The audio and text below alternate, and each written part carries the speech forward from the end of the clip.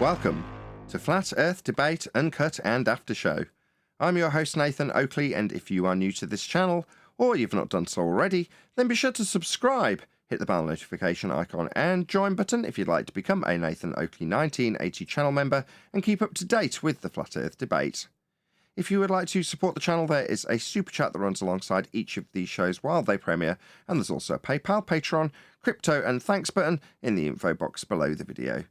Speaking of Patrons, I'm going to do a quick shout out to all of you who do support me on Patreon, so a massive shout out of thanks and appreciation to Endless, Flat Earth Sage, Goldie McKiernan, Phoenix Rising 86, Retro Bill, More Books, Cannabear, Fiber Oats, Rob H, John Kays, Patrick Gunnels, Will Brax, Mel B Styles, Troy Shuker, Hairy Blade, Mobile Max 777, Neo the One, Rob W, Open Minded, Reese Pound, Del West Watson, Maria Neelands, Unbelievable Productions, Blue Ridge Ranger, The Real Gabster, Liam Redrick Jr., Abraham Mohammed, Adrian Quintana, Skeptic 936, Life is Short, Texas Mike, and David Wayne Foster. So another massive thank you to all of you for supporting me on Patreon. Now I will hand over to whoever is in Discord and Google so you can enjoy their dulcet tones while I set up for today's live show. How you doing? I have to call you refracted curvature now. Listening to that show yesterday with Johnny. Why is that you got to call me refracted curvature? I don't get it. Because Johnny will come in. I don't know if Johnny's in here. I say, John, he'll go, and start mumbling stuff. I'm the refracted John. Everybody else is just the other John. I'm going to start calling you RF.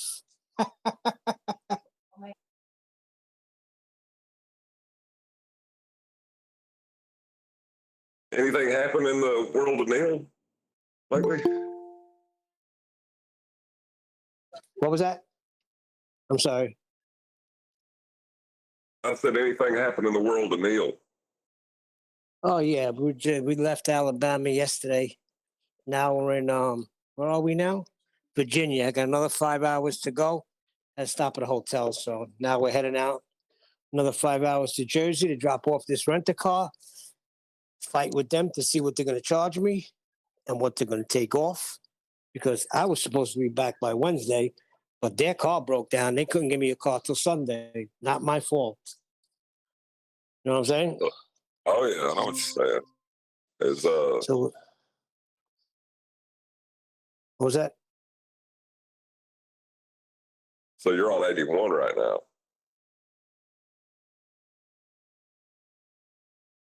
I think so. I'm not sure. I'm not. It was dark last night when we came out. I was following my brother. Yo, it was raining like crazy. I couldn't even see. I was just following his two taillights. And of course, he was flying. All right, I got to pack. What's that? More than likely, you hit 75 to 40 to 81. And yes, I remember 75. That's exactly what we did. We're in Virginia at the True Hotel. But I got to pack up and get out. So 10, take over. We got to keep the conversation going. hello, Tim. Good morning. Good morning. How are you doing?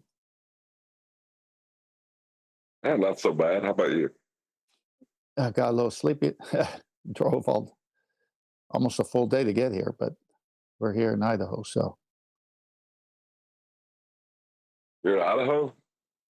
Yeah, with the second to last trailer full of stuff. I'm in Omaha right now. Visiting or business or what? Business. Oh, my God, business. Mm-hmm. How's your job going? Your new one? That's what's brought me here. You work normal hours, or you work from home, and are you a troubleshooter? Is that why you're traveling, or what? Yeah, it's DOE. It's just everywhere, you know. Mm-hmm. You got to drive everywhere. Do you have a territory, or what's everywhere comprised of? The United States. Okay, so my territory from Cali to Idaho is very small compared to yours. I didn't think I'd be doing it again, but yeah. Hey, you can't Oh, talk, jet you can't talk lag. like that. You can't talk through a yawn. You're gonna kill my audience's attention. Speaking That through was a pretty yawn. good. That was pretty good talking through a yawn. Normally you can't hear when you yawn, but he's talking.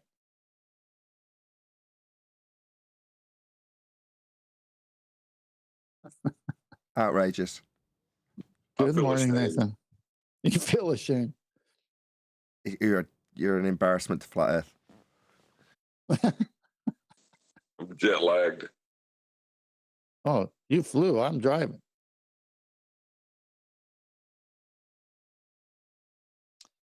Nathan, I want to post a couple of pictures of the sunset. I've heard these golden Idaho sunsets that are bragged about, and yesterday I caught it. So let me go ahead and post two. So I got through my window while I was driving. You might still be making coffee. No, I'm here. I'm waiting Yeah. for this to go up. The coffee machine's just heating up. But Yeah, I had- okay. because I have endless delays now setting up. The pre-shows are getting shorter and shorter, as you can probably tell. So rather than just explain Mhm. I'm having this issue, I sent you the link to the issue I was having so you can see what I'm doing. So that was quicker than explaining it. I thought that was for Flatsoid. No. It was me saying, here's the issue I'm having. No, And I it was saw Neil it. and it was Neil thinking that that's the new link, and I went nuts. What, a link to, I can't even remember what it was. OBS. Elgato. OBS. Nathan, I don't know. I thought you got your new computer and this was the new thing. Thank God No. Flatsoid came in and said no. No. I asked Paul yesterday, I was like, is there any word on the new computer? And he said, no, chase it up on the 8th, because then it's been a month to the day since it was ordered. Which is too long, really, for a computer. It's saying it's 45% completed in sending the picture, so I've only got 2 bars on my phone. Okay. Anyway, when it comes up, or I'll cancel those and send one at a time. No, just leave it. I'll go and make myself some coffee, and then, let's just chill about it. All right. I'll yawn with John. Go get your coffee. John, you threw yawning. Yeah, I'm ashamed of myself. So most people, when they yawn, they can't hear for a split second. For some reason, the eardrums quit working when you yawn. You're talking.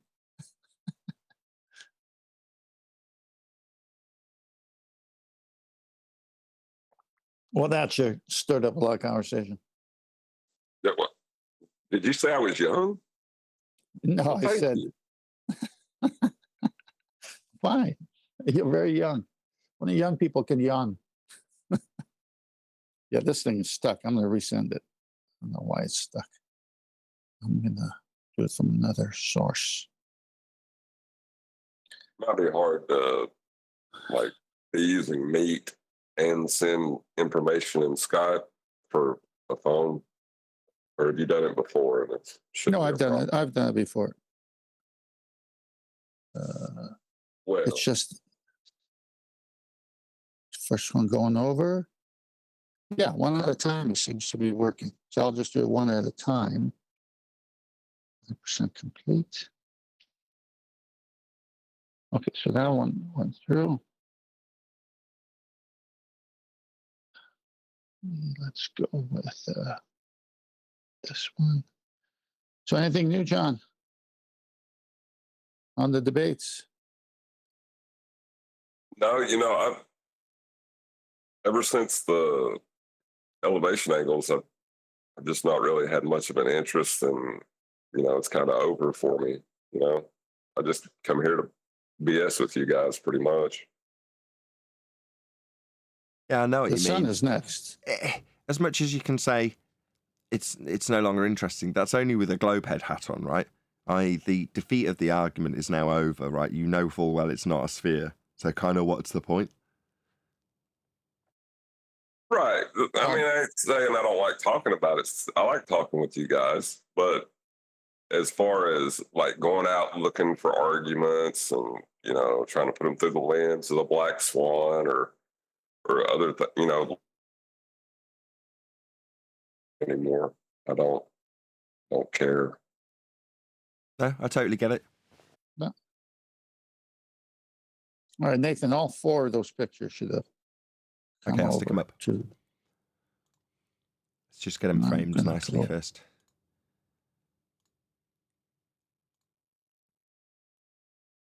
Okay, I've got the first one from your dashboard.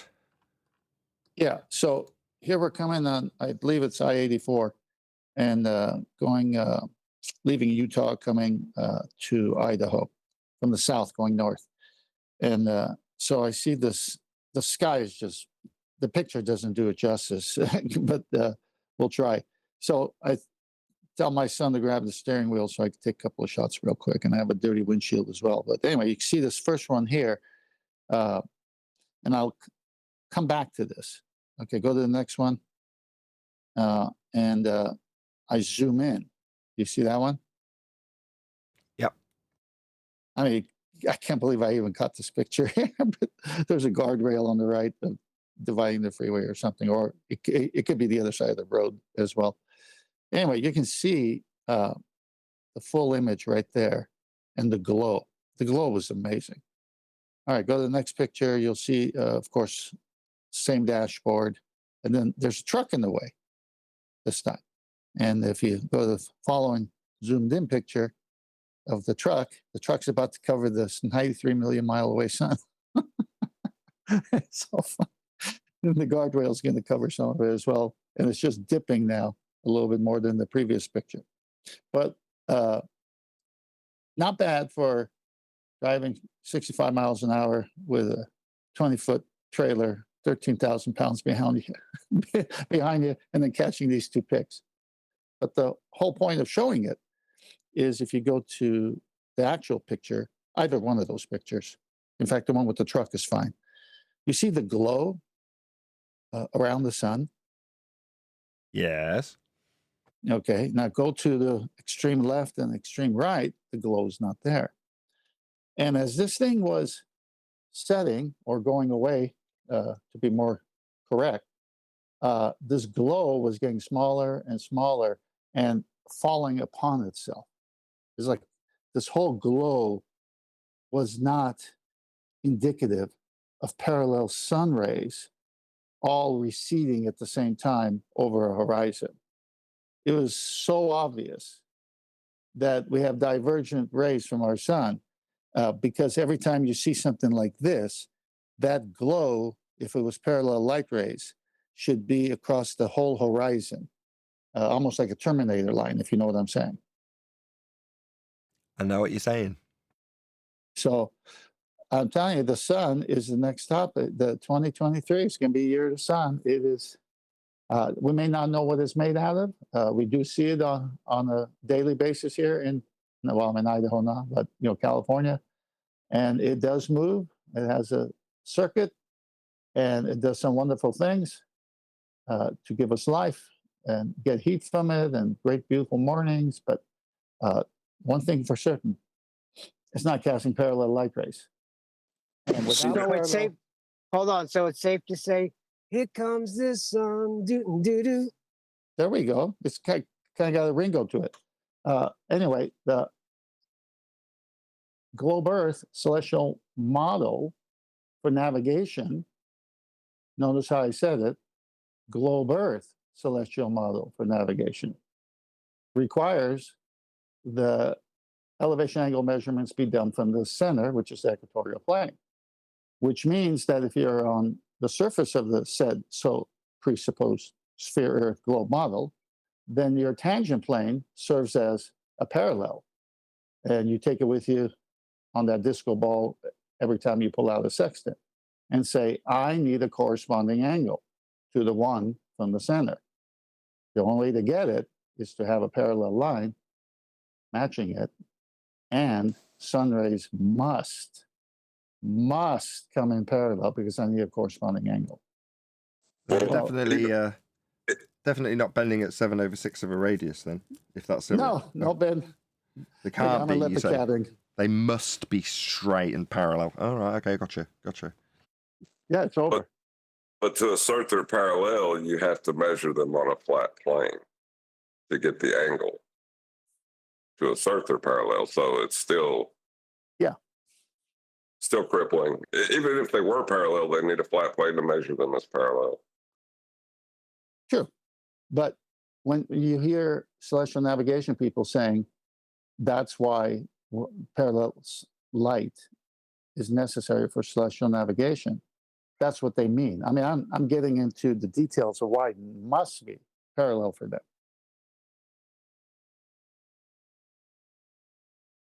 Yeah, but that's like saying it must be 7/6R because we're seeing this thing around the horizon, you know? No, yeah, they have that. It's around the corner concept. They get killed. It's like Brian coming in with 5 more killer arguments after we've proven an elevation angle could only work from a flat plane. It's like, well, why do we need the other 5? Well, because it's dead corpse and we want to kick it around a bit. Right. And well, the globe Earth celestial model is a flat plane, right? Mm-hmm. So it's not the globe Earth. It's a flat plane model of the celestial sphere. And That's then they correct. do math on it later.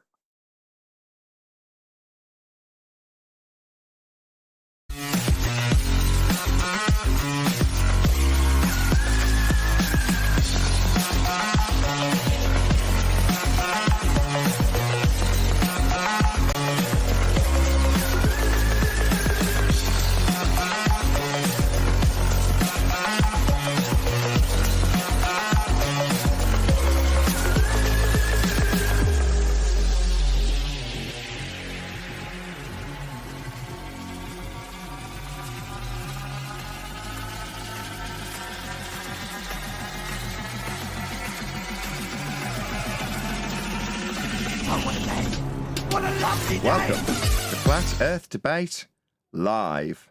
I'm your host, Nathan Oakley, and if you are new to this channel, or you've not done so already, then be sure to subscribe, hit the bell notification icon, and join button if you'd like to become a Nathan Oakley 1980 channel member and keep up to date with the Flat Earth Debate.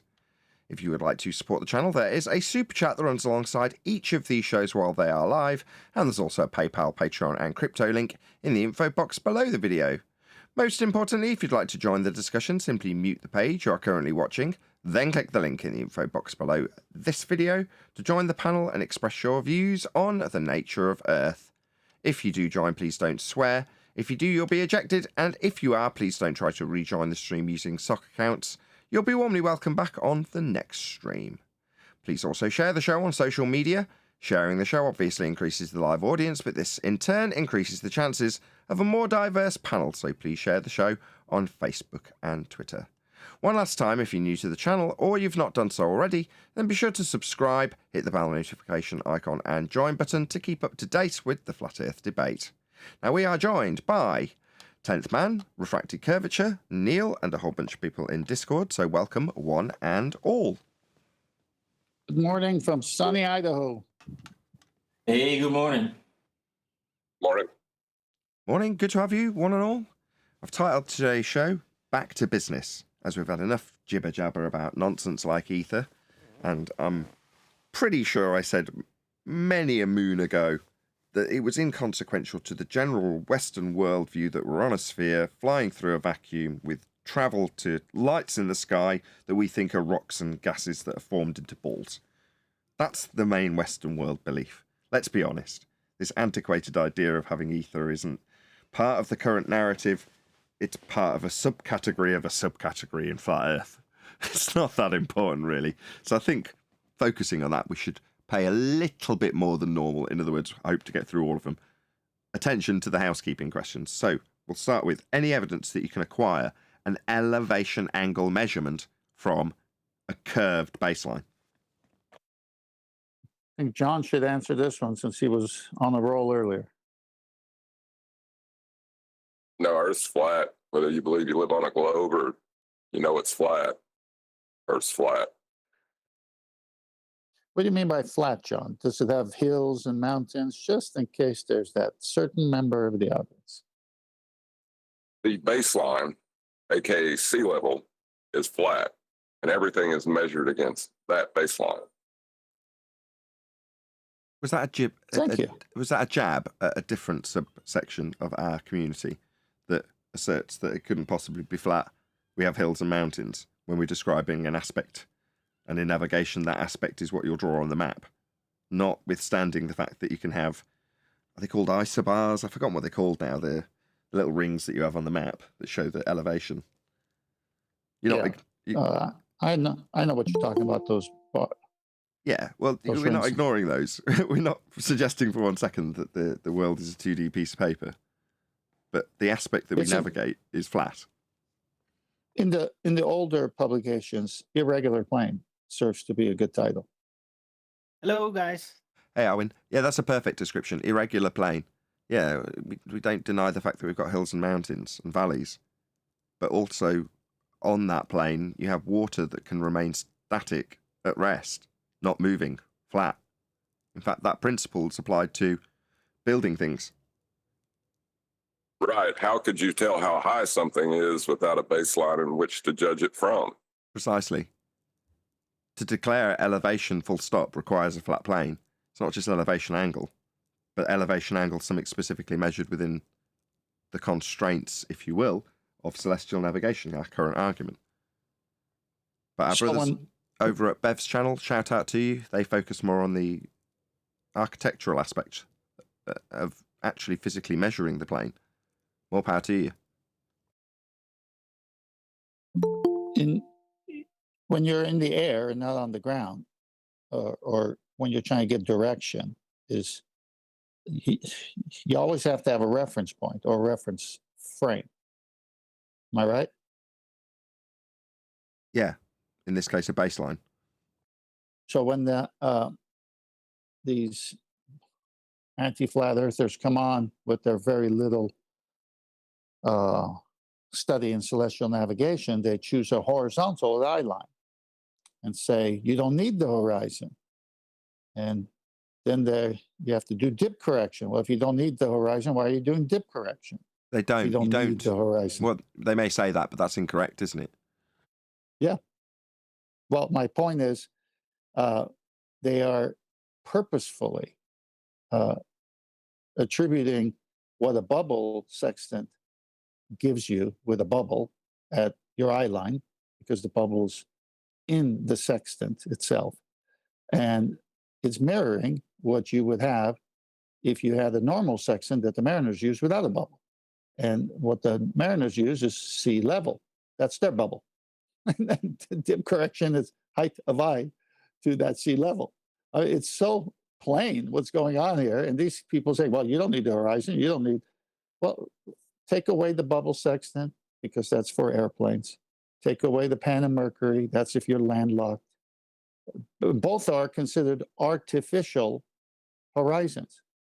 I mean, if you put the word artificial in front of something, it's supposed to designate what it is used for. So it's an artificial horizon. Well, what if I got the real horizon? Well, then you don't need the artificial one. Well, what's that one based on? Sea level. I mean, you've been here when they do it. It's dumb. Any evidence of a physical geometric sphere edge horizon, formerly known as Earth curve? That was what 10th was addressing, the differential between two flat planes, your eye level and sea level. Yeah, if the horizon is sea level, then that absolutely annihilates our opposition. Because if they also need the horizon to be sea level, then they're on a loser, because that's what they say is a refracted position. Sorry. So it means that for every degree, they will have 80.5 statute miles of distance. If it's a refracted globe horizon, refracted at the average of 7/6 hours. if it's refracted any more than that within their claims, then they're really, they're screwed into all oblivion. But they're already destroyed with claiming that the horizon is refracted. Absolutely, totally, and utterly destroyed. Well, we Because discussed if you're this. going to use... I don't know if you were here in the pre-show. Were you here in the pre-show when we were discussing the necessity for parallel light? No, I didn't hear that, Armand. Who led that conversation? Was it you, 10th? Yeah. Can you I was continue just that gonna- conversation with Brian? Yeah, Brian, I was just going to say kudos to you because if they're going to use their 7/6R for the presupposed globe Earth and all of that goes with that, then it destroys celestial navigation as taught by them, assuming a globe, because you need parallel sunlight in order to have a corresponding angle at the surface when you have a tangent plane drawn under the observer with a sextant, because it's got to match the equatorial plane. So you've got to have that sunlight hitting everything parallel in order for the angles to correspond. But as you succinctly pointed out, if you're going to also claim light comes in refracted 7/6R, you screwed yourself twice. Well, it's even worse than that, because what will happen with, let's just say, their horizon is refracted at a rate of 7/6R, but the light that they're using is coming in parallel, right? I'll show you now that still won't work, because when you take, they need the light to be coming in parallel so they can take the angle that they originally took from their tangent plane and move it down to their equatorial plane at the center of the globe. So it doesn't matter, let's just say that's a 30-degree angle or 36-degree angle, and they move it down to the center of the globe. Well, it doesn't matter what angle it is at that point, because the distance around the surface of their globe, the perimeter, the circumference, that will be greater now than, because it will have a radius through the 7/6R. Instead of 3,959, its radius will be 4,618.83. That means that you will still have a 30-degree angle, but the surface distance that you will have measured will be 80.5 degree statute miles per degree. So if you measure a 36-degree angle, that will be 54. Was it 64? No, 54. 54 degree. 54 by 80.5. That will be the distance in statute miles.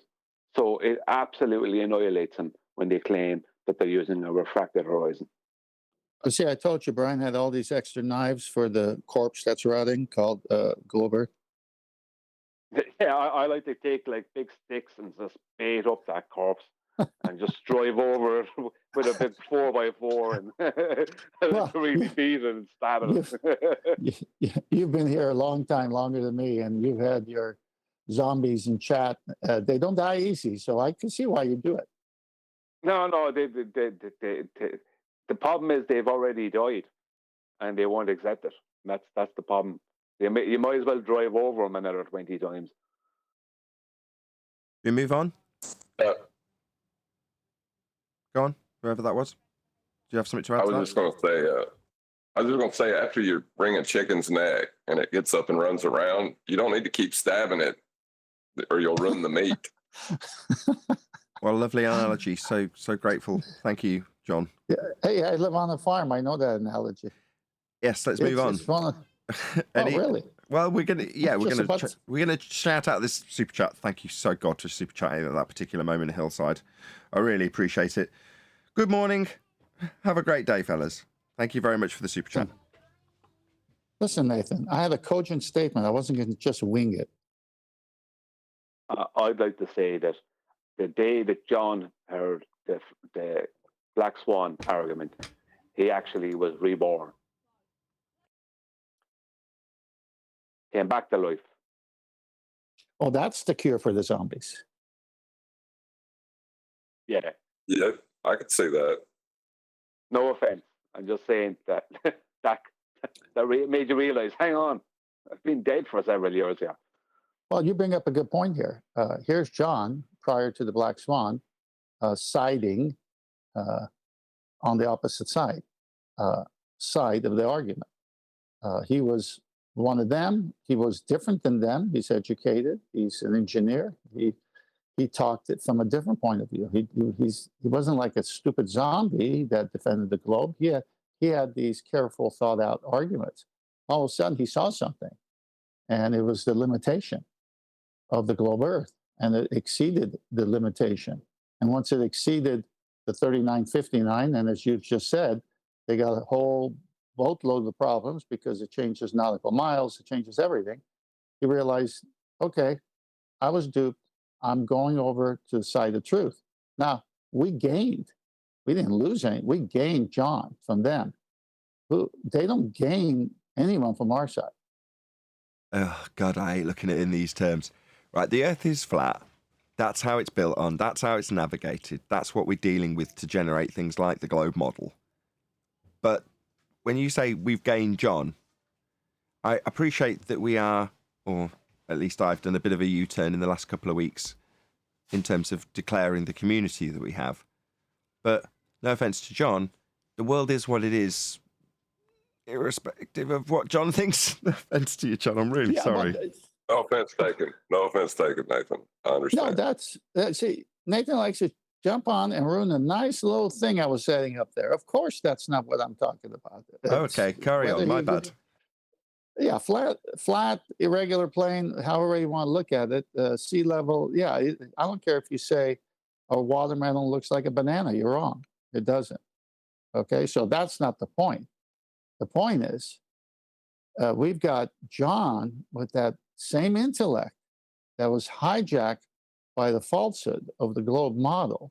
Now that intellect is freed up to do the truth and go on a debate show conceding every point that anyone ever makes and say, wonderful, that was admirable job you guys just did. But tell me, how'd you get the elevation angle? It just crushed them. And then they think they won. I mean, that was such a good thing you did there, John. Well, that was the stipulation that I gave when I said I would debate anybody anywhere, is that I would concede everything, and I did. I did just that. I held up my end. And but that's, let me finish up, Brian. But that's the exact point that should answer Nathan's, query into the subject. You can concede every point. You still live on a flat plane. It doesn't matter what you think. You still live on a flat plane. But there's a bit more. But there's a bit more nuance to what John's saying, because it's part of point 3 that I just objected with, which is to say that the globe model needs a flat Earth to be derived from. I think that's the nuanced point that John's making in that regard. But carry on, Brian. My bad. And just stating, just to give a little bit of balance in the situation, I'm much happier it was John we gained and not Sean Hawkins.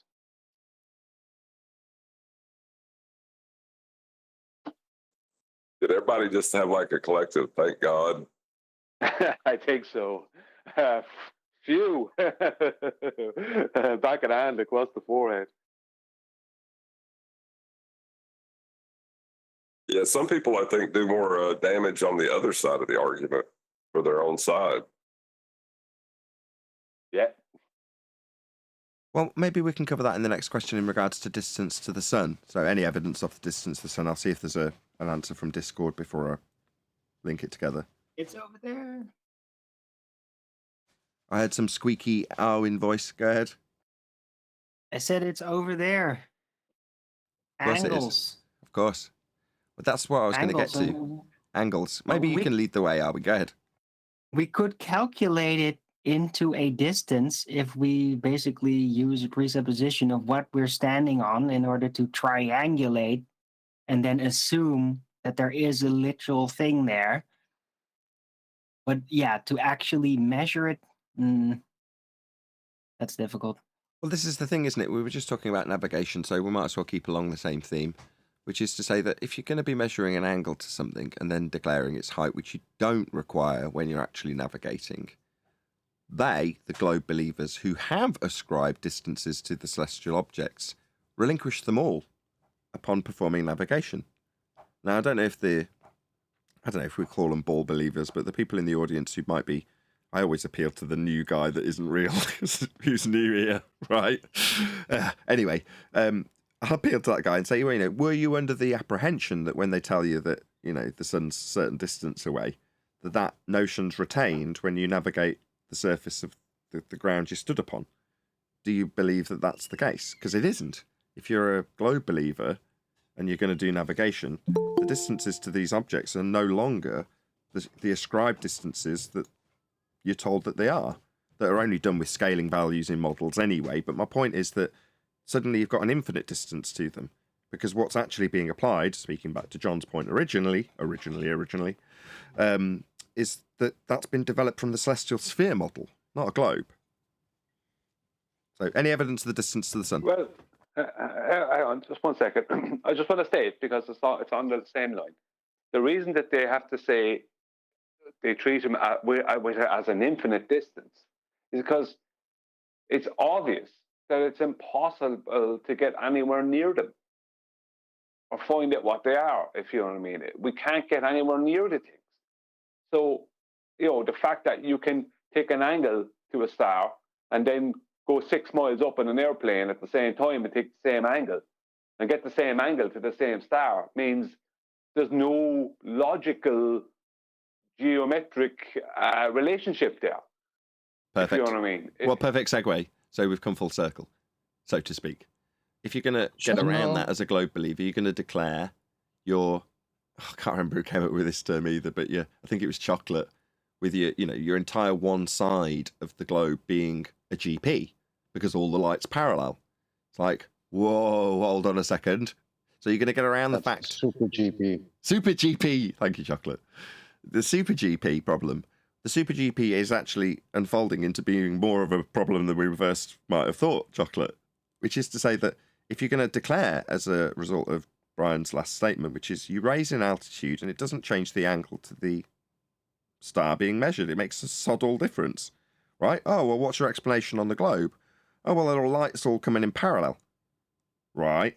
At the infinite distances that you've now got, the light's coming in all straight, lined up. Why? Well, because you're going to move this angle to the centre of a presupposed spherical Earth and then actually transpose that into the celestial sphere model with a redundant sphere at its heart and then a flat plane dissecting it. So for them, they've got another problem. Okay, so your get around is all the light comes in straight. Nah, you've been telling us since 2020 that it's all coming in bent. So it's a big problem, and we've now, come full circle in this discussion. Well, I was going to say, Brian, I was going to say it is much worse than that, because in the pre-show, I showed that every sunset destroys parallel light rays. Yeah, but no, it's fundamentally destructive when they use that.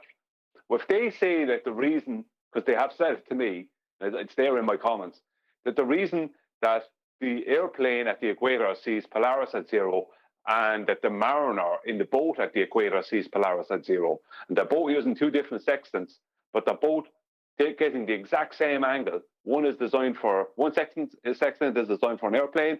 One sextant is designed for a ship, where you take your height of eye correction into account. So you bring the vertex down to the waterline. So the mariner is using the waterline. The pilot or whatever, navigator on the plane is using an artificial horizontal, an artificial horizon, but they're both getting 0, even though the plane is 6 miles above the mariner, right? 6 miles above the mariner. So when they state that the reason that the pilot gets a 0 at the same time as the mariner is because of parallel light rays, that's a relinquishment of Earth curve. Immediately. Correct. And shortly after I shout out this super chat, I'm hoping that we'll have an expansion on the differential between eye line and the flat plane that we dwell atop, in terms of plotting that out in a graph to derive a curve from that. So we'll go to John in a minute after I shout out Godzilla's super chat. He says, "This week is brought to you by the letter R and the angle formerly known as right." Thank you very much indeed for the super chat, Godzilla 37. Nathan, before you go to John, can you go to the Master D Debater channel and look at the two pictures? And Brian, you can see them, so why don't you comment on it? I'm actually not quite there because I was scrolling up looking for a discussion that I couldn't find in one of the chats on Skype between Flatsoid and John. And I was just going to read it verbatim, but now I can't bloody find it. Anyway, let's go to this diagram. Right, it's up. All right, Brian, you want it? Nathan. Hold on just one second, Neil. Yeah, I just want to see if Brian wants to take it. I don't mind, Sancha. I don't mind. Yeah. Go ahead.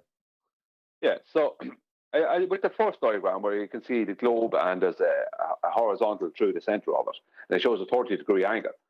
That distance that's there, the zenith distance, right? That zenith distance there. What they're assuming with this is that it's 60 nautical miles per degree, right? Like that's 69 statute miles per degree. Sorry. So it's always going to be 60 nautical miles per degree because there's always going to be 60 minutes of a degree in a degree. So that's always going to be 60 nautical miles. But the conversion that they're assuming here is a conversion of 1.1508 from nautical to statute, right? So they have to assume that this 30 degrees of, which is 1,800 nautical miles, that is working out as a 1.1508 conversion rate to statute miles. But if they're using a refracted horizon, then that can't happen. But the second one, the second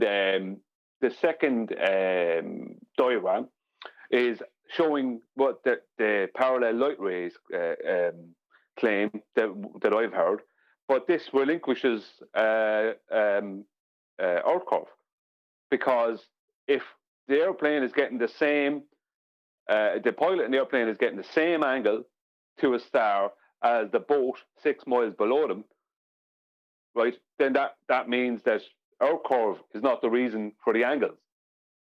And when the pilot and the navigator are both at the equator and they're both seeing Polaris at 0, then Earth curve is not the reason for the navigator on the ship seeing Polaris at 0. It's not because of Earth curve. It's some other completely different reason. We don't know why, but it has nothing to do with the physical geometric Earth. I'm going to do a little plug at this point. So you would think that observer height would mean something, right? It does when they claim Really Earth weird. curve. It's specifically tied to it. Yeah, Right. 1.2 times the square root of the observer's height. Yeah, it's directly tied to it until this little problem on screen. Yeah, but I want to do a little plug. So in the next few days, I'll be doing an evening show, which I don't typically do, and we'll have Rob and Brian and a few others yet to be named doing a little presentation. So be here or be sphere. It'll be announced. So keep your ears to the ground, eyes peeled, all that sort of stuff. Unless Brian's got any information, I'm leading up to that. Well, Rob, I'm not sure if Rob can be there. I would like if he is, but the presentation is going to be about a whole new argument concerning the circles of equal altitude. That is going to be such a devastating argument that our opposition are going to go into an absolute frenzy. So don't miss it. By our opposition, we mean the people who defend, including but not limited to globe heretics, formerly known as anti-flat earthers, formerly known as globeheads, who have the Western worldview that we're on a sphere. That those are the people we're talking about. Hence the title of this show. I'm glad we're going through this, Brian. Back to business. Back to debunking the notion that we're on a sphere surface when we measure it, build on it, navigate it flat. That's our business. That's what we do here. It's flat Earth debate. I like Exactly, that. Back to business. I like that. Word up. Because that's our main point, right? That's our enemy that we're facing. Not the people, the globers or the anti-flat earthers, whatever you want to call them. It's the narrative. It's that story. That's our enemy. Precisely. Yeah, exactly, Chocolate. Just because we've been involved in the ether wars, whatever you want to call it, right, doesn't mean that we forgot about you, ballers. We have not. That's where the ether is a sidebar. It's something within our own, mostly within our own, although it's heliocentric in nature. It's mostly going on within our own community, our own group on this side of the argument. But that is not what we do here. We're here to show the world that the Earth is not a sphere in a heliocentric space. And that's what we'll be continuing this week. It's almost like we got to say it, but you can't say it because it's not true. FED's back on the ball, but there is no ball. Well, it's more like flat Earth debate is back on Earth. Yes, we've spent our time speculating about the sky. We want to show that we aren't disinterested in that aspect, especially when I praise the joy of not knowing. However, when someone comes along and says, "Hey, I know," and you go, "Oh, really? Okay. Well, let's see if you meet our standard." Well, you don't. Now, that's been reactive. We deal with it because we invite it. You are invited to express your views on the nature of Earth. Now, some people might say, well, the sky includes that. Well, fine. It's tacit, but I'll accept it. We'll deal with it. We'll contemplate it. We'll debate it. But then we'll move on after we've crushed it. Well, thank God for that. And you better damn well have validation if you come on Flat Earth Debate. But I'm glad we're moving on. And if there is anything that is addressed to us, and you don't want to specifically name a certain medium, you could always look at it through the lens of relativity to address it. Precisely. John, you like sticking the knife in. It's not sticking the knife in. He's saying there's a parallel that's useful for us in terms of our dissemination of the lies told to the Western world about their current religion. That would be heliocentrism. And that parallel is drawn through... Carry on, John. Getting it back on track. You're right. Well, yeah, relativity has an ethereal space-time in it. That's what it's based on, a medium of space and time. That where there's nothing, there's space-time. And I don't think a lot of flat earthers understand that when they're arguing for ether, they're holding the same position as the people that assert space-time. Shockingly. That's what I'm saying. I think they do know it, Nathan. Well, they may or may not, but when they hear their gurus declaring their allegiance to gravity, that should, but does not for some reason, set off alarm bells. And John's directly connecting it to the thing we do debate about here. Not the antiquated ether, but the current space-time. Now, all of these things are conceptual mediums, frameworks, philosophies that are applied, and a necessity in a globe belief. The whole distance, the whole needing a time for the light to travel, that's all heliocentric. Now, I beg your indulgence, because I'm not suggesting for 1 second that people like Bob Nodell or Witsit Gets It are in any way J. Triggs, controlled opposition. I don't believe that's the case. However, it does serve that proposed system, I will call it, benefit for us to argue about this with them, about counter space rather than space-time. That benefits our globe punting overlords more than anything. That's the ideal situation, that we argue from a position that isn't a position we actually hold. That would be the reification of a philosophy, description, framework to describe impacts of light on a photographic plate. We don't. But it'd be great if we did, because then we can argue with that in contrast to, I was about to say space-time, with ether, not talking about space-time, not realising that it can be contrasted with the current mainstream narrative of space-time, because it's essentially the same thing. We know it, you might not as the audience know it, but from this point forth, unless somebody comes and proactively shills for space, I keep getting it mixed up, for ether, we will just focus on the mainstream narrative, which is space-time. That's the current no thing in a conceptual framework that's causing gas go down, go boom, boom. None of which is actually occurring, all of which takes place in a medium that doesn't exist. Now, I'm going to focus on the current mainstream heliocentric narrative when I pull that apart, rather than focusing on my very small in number, very tucked into a corner of the internet, flat Earth part of that parallel with space-time, known as ether. That doesn't serve me very well at all. But it does serve, as I say, our hypothetical overlords. Counter Right, space-time. Because while we argue about it within ourselves, meanwhile, at the same time, that narrative that I mentioned before, still getting taught. People are still running around with that notion. And Hey, that's the problem.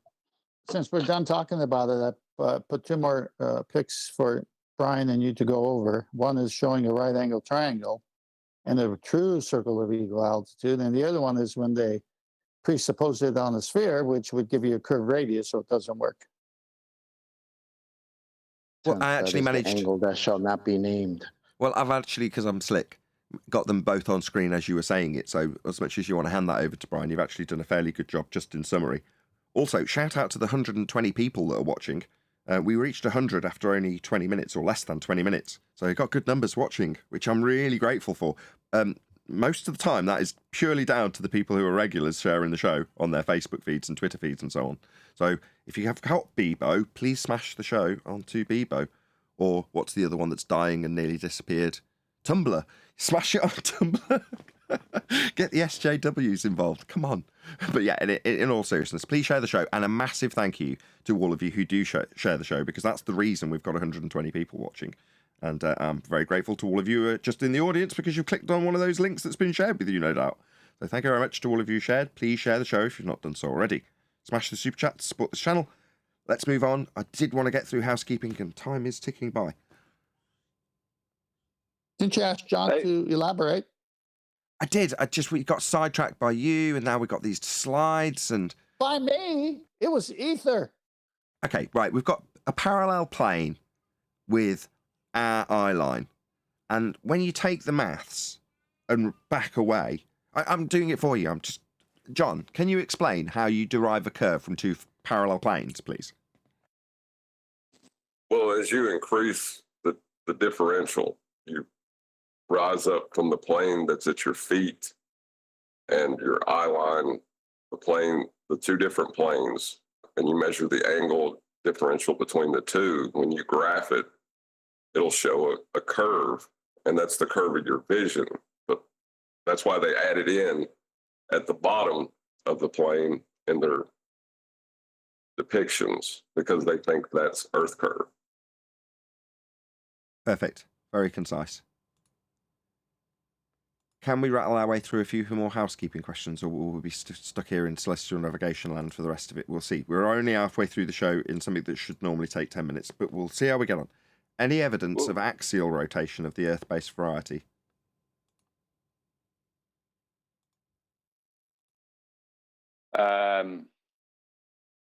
It's the one thing that literally no argument that I remember was ever made. Maybe one person made an argument. In all the years that I've been listening to flat earth debates, that's the one thing that we have never got anyone come in to argue for. Never that I remember. That's true. Not one person. That's true. That's because there's no spin zone here. No, the spin, metaphorically speaking, is like spin doctoring, in the respect that the people who do come, and you'll go, I know loads of arguments where people have come in and seemingly been arguing about Coriolis effect. No, they're not. Whenever they come here to argue, they're always arguing for the justification for why we don't see drift. No one's ever come here to say, well, we've got this proof because we see 15 degrees an hour of drift. Here's an example. They don't do that. They justify why we don't see the effects of that. Always. We've never had someone come in and say, I can prove the Earth is spinning. Here's my proof. And it not be a justification for why we don't see the effect that the globe actually claims. I think the reason they do that and skip to the Coriolis effect and why we don't observe it from Earth is because then they can presuppose it's a sphere and a non-inertial turning reference frame. Right. And nobody's none the wiser. Right. So what John's saying is, it makes no difference if you presuppose that Earth is a non-inertial turning reference frame with a separate inertial reference frame causing drift, versus Earth is a turning reference frame and the atmosphere turns with the turning reference frame I just assumed. Both have a turning reference frame assumed. So it makes no odds which side of the argument they pick to argue from. Both beg the question.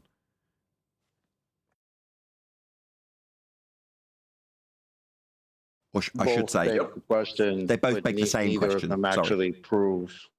Sorry, Chocolate, go ahead. I was going to say, both beg the question, but none of them actually prove their point, which is their claim. Yeah, they just assume it in the first instance. I was going to say they both beg the same question. The question is that Earth is a turning reference frame. So if I assume Earth is a turning reference frame, then we will observe Earth turning and the atmosphere turning with it. Okay, well, that's violated by multi-directional surface winds, but nevertheless, that's their assumption of Earth turning and no consequences for it. Okay, well, what's the globe's actual claim? Well, the globe actually claims Coriolis effect. That's Earth turning as a non-inertial turning reference frame with you on it, looking up at things that aren't on it, seeming to drift, because you're turning beneath them. That's the actual globe claim of 2 reference frames and a deflection rate of 15 degrees an hour, which we do not observe.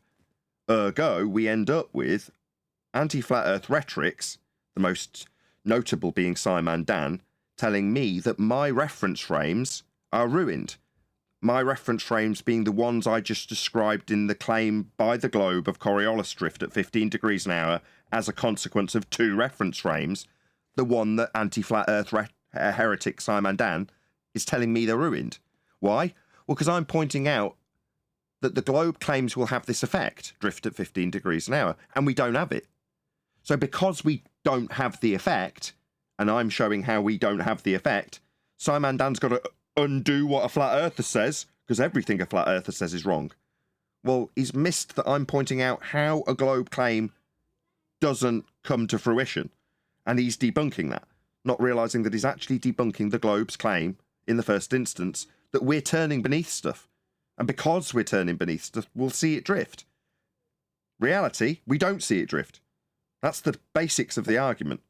Globe claim we'll see stuff drift because we turn beneath it. Reality, we don't. So Simon Dan only sees the reality of we don't and starts attacking me, who he thinks is saying we will see this drift that the globe claims, because his pea brain can't get around me disseminating his own argument back to him. And that's even with you begging the question for him. But that's the whole point, right? It's that simple. You know, if there's drift, we would see it. And I think that's where they go for the okie doke, where they try to gaslight us and tell us, oh, you just don't understand because it's extremely complicated. Even people like Danny Faulkner will tell us, oh, you guys don't understand. And I don't agree with even Neil deGrasse Tyson, who's running around teaching everybody about this, telling people how football teams are scoring field goals because the earth is rotating underneath the football as it's in the air. This is something anybody would see, anybody playing any type of sport, anything that leaves the ground, it would have to be noticed. It would be real life, and we don't see it at all. Chocolate, that's the only time the globe Earth scored any points. Please don't take it away from them. Moving back to the last super chat, any evidence of Earth radius, the R value, given that today's show is brought to you by the letter R?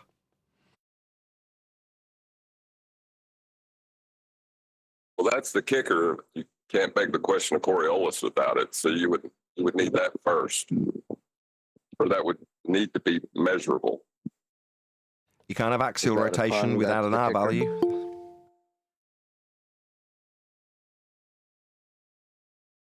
Any scientific evidence of gravity?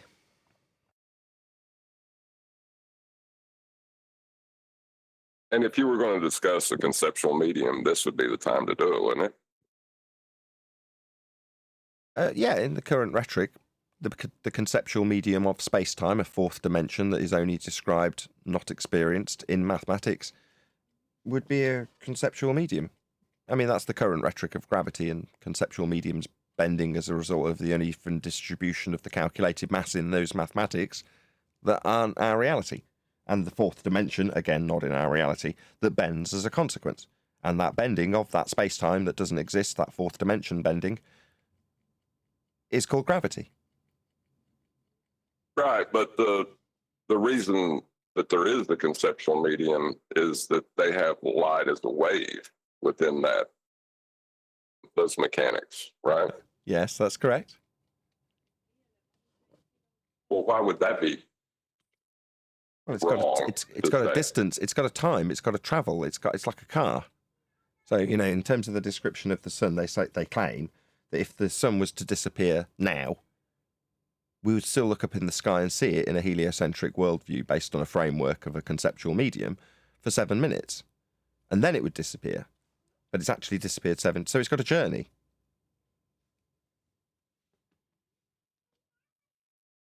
Well, is light a wave? No. The way you describe light as a wave is a derivation of what light has done and what you see after it's done it. So if light diffracts, then it creates what's known as an interference pattern, a diffraction pattern. And that diffraction pattern can be mathematically described as a probability distribution, otherwise known as a wave function. And if you take a particular monochromatic light and look at that pattern, you can derive its wave length by that method. But the wave length is a description of the probability distribution that is the diffraction pattern that you can observe from a given type of light. So if you just take infrared light, make it diffract, look at the pattern, and describe that pattern mathematically as a probability distribution, to go on to describe it in its wavelength mathematically, that misconception of the mathematical description of wavelength can be utilized by heliocentrics and those who will no longer be named because it's not that relevant as a wave. It isn't. That's the mathematical description of the light after it's been observed to have diffracted. So if you turn on an argon pump laser and set it to its lowest energy potential and fire it at the double slit or through the double slit at the photographic plate, what will you see? I'm going to now confess my ignorance because I was caught out twice by Paul. He's the guy who very generously has ordered me a new computer, right? So when you say turned it down to its minimum, and I'm not embarrassed to say I'm not an argon pump laser expert, right? So if I've got some of these things wrong, I'm not embarrassed at all. I don't care. But I will admit that I don't know enough about it to say, when you say turned it down to its minimum, is that because it can fire entangled quantized chunks so that they can be separated? Is it so that they're only firing one quote unquote particle? The description in a framework after we look at the chunk on the plate and go, that's called in mathematics a photon, right? Okay, let's just get all that shite out of the way. Have you lost track of my question? I bet you have. Well, the lowest registrable level would be what we call a photon, right? Single quantized chunk. Correct. Okay, fine. Yes, then yes. Can a wave be a single quantized chunk? No. So in the same way, if you look at a pattern, a diffraction pattern of, what did I use last time? Did I say ultraviolet? If you look at a diffraction pattern of ultraviolet light, well, that diffraction pattern will have various different points, like little dots lined up in a pattern. Well, that pattern is comprised of lots and lots of light hitting it. So you've got a stream of light going through a slit to make it diffract or cause interference. Let's use layman's terms. So you've got an interference of the light. It's not just streaming through the slit and hitting behind it, because that would just give you one dot of light. Instead, you've got this whole splashed out interference pattern, because the light's no longer just going through and hitting behind. So it's spread out all over the place. It's got interference, right? But that presents itself in a certain pattern. Well, with an argon pump laser, you can fire out the light one packet at a time. Now, the convention to describe that packet that's fired out even my words fired out are bad, but it doesn't matter. The convention used to describe the process of machine turns on, produces light. In between where the light's going to be detected, there's a slit, the purpose of which is to cause the light to diffract. Well, when you fire that individual bit of light and it reaches the sensor, it's going to reach it in part of the diffraction pattern. But you haven't got the pattern yet. You've only got one piece of light, not necessarily directly behind the slit. It's maybe off to the left. I mean, it might be directly behind, but it's off to the left or off to the right or slightly off to the left. Do you know what I mean? There's various different places that it could impact. And why? Well, because it's suffering interference. So it's going any which way and it's hitting here. Okay. Now, if you continue that process, you keep firing individual light, and between its highly contested path, there's a slit in between. It goes through. Eventually, you build up a pattern that can be described mathematically with what we call wave function, or the probability distribution, which is to say, where's it going to hit next? What's the likelihood of it hitting at point number 3 rather than point number 1 or 5 or 7 or 0, if 0 is right behind the slit? You've got a probability of where it's going to occur. If you've got lots and lots and lots of impacts, but if you've only got, as finally getting to John's answer that he's asked, one impact, you can't derive the probability of the next impact. Because as far as your probability is concerned, it's only got one place it can or will hit, because that's the only piece of data that you've got. Now, shockingly, go on. And therefore, light isn't a wave. There's no medium for light to perturbate in. So no space-time. Right. Precisely. So, totally agree with you guys. I'd like to top that off with, okay, so it's presumed that light is a wave according to Ethereans. Well, once light is actually beyond the double slit, okay, what type of pathway does this light follow until it is hitting the photoelectric plate? You don't know. That's why it's causing. That's why you have diffraction. Oh, hold on. No, but you can actually know. No, you can't. Not saying. Let me clarify. No, it's a good question. Let me just clarify. You can't, and I'll tell you why. So in this exact example, right, you've got single slit diffraction. I want to clarify exactly what you're saying this is true with. You're actually bypassing my point. I'm not asking on the predictability of where it will hit. That's not what I'm talking about. I'm talking about the form of the pathway of the light beyond the slits. What is it? Is it curved? Is it a ripple? Or is it a straight line? Or does it not have a path? Or does it not have a path at all? Is it instantaneous? No. Well, yes, of course, but just because it's instantaneous doesn't. Yeah, but that's that's those semantics again. I know. Check it out, semantics. I think it's instantaneous, but I'm talking about the God, you can't. I love it. The sound of a stuttering nonsense waffle. The pathway, the distance. What path?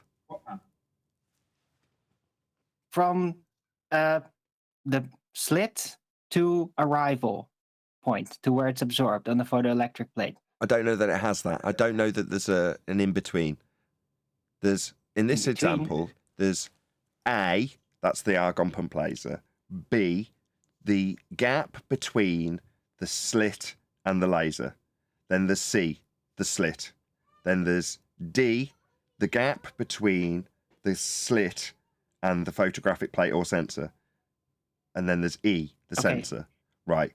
Well, my problem is B and D are the bit you're asking about, and there's nothing I can show you or demonstrate where the light is in that description I gave of point B or point C.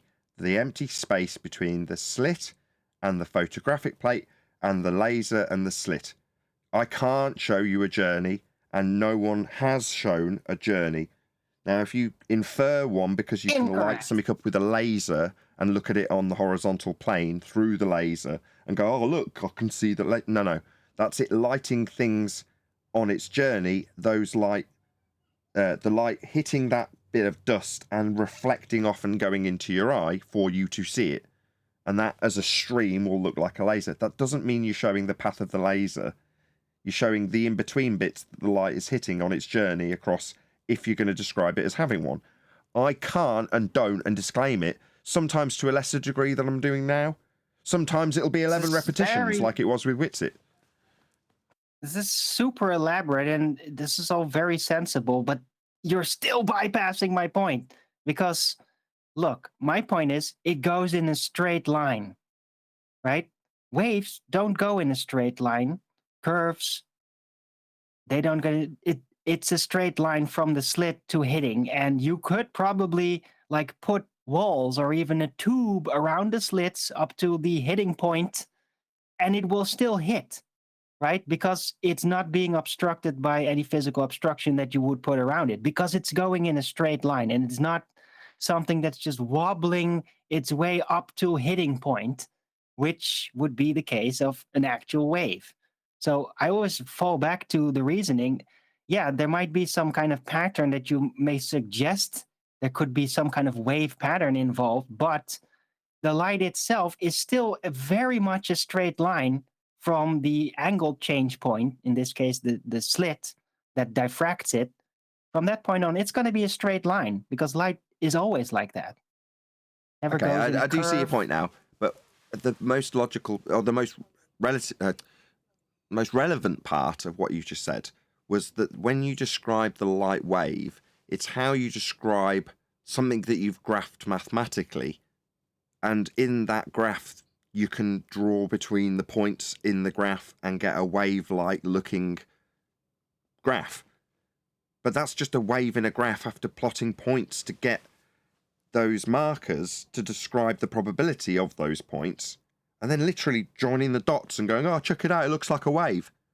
Right. And someone in the mathematical arena going, yes, that's why we call it a wave function. It's just as much a real wave as a wave that you would draw on a piece of paper with a crayon. Look, it's a wave, see? Well, no. It's like a wave you draw on a piece of paper. When you say to somebody, right, I want you to draw a graph that's got time along one axis, and then each time you hear me knock, put a marker on the graph. So you go knock, knock, knock, knock, knock, knock, knock, knock, and the person goes dot, dot, dot, dot, dot, dot, dot on the graph. And then you plot it against time and go, check it out, I can make that into a frequency. You go, yeah. Was there ever a wave? No. But you can describe it like one. You can give it a frequency. That doesn't mean you've ever had or will ever be capable of describing it beyond what a knock is as a wave.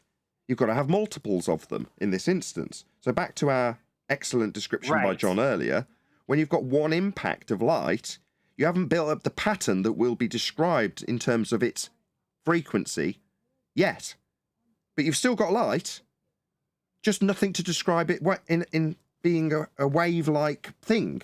You haven't got that yet. You've still got light, though. So no wave, still light.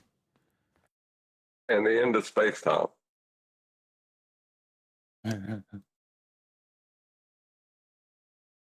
We did actually preface this with any scientific evidence of gravity, but any single viable hypothesis from any of the fields of astronomy, cosmology, or astrophysics?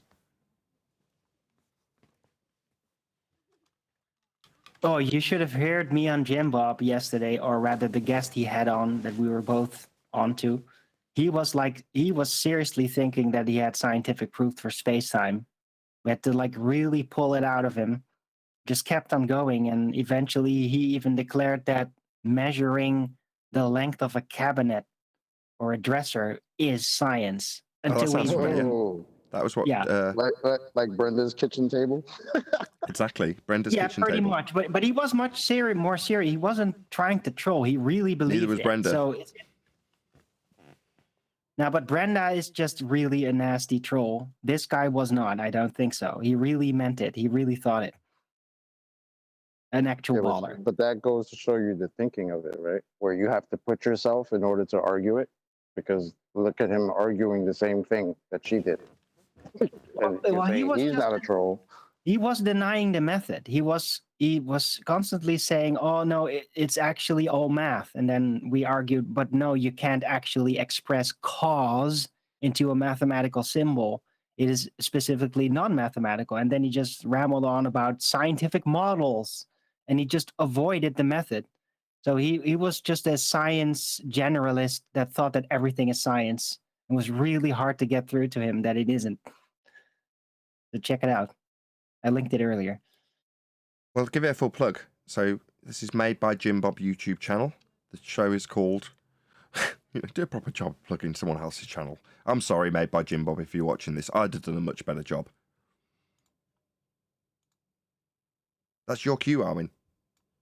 Yeah. No, made by Jim Bob. I just posted the link again with timestamp when I came in. You might want to watch the earlier part too.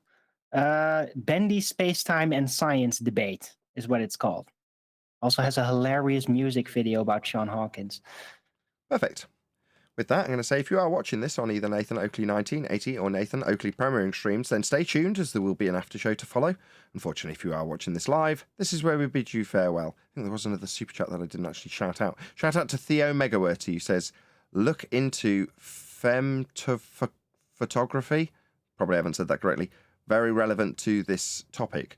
Well, I think we'll have to absolutely do that. Thank you very much indeed for the super chat, Theo Megawerty. Really appreciate the support.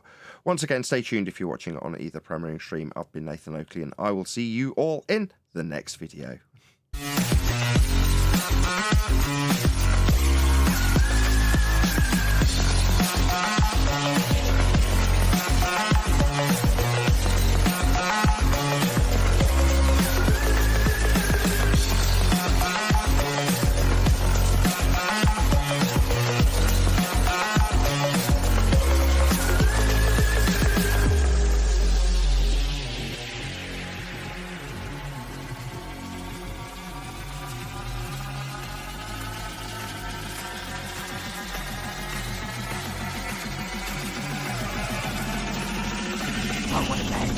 What a lovely day!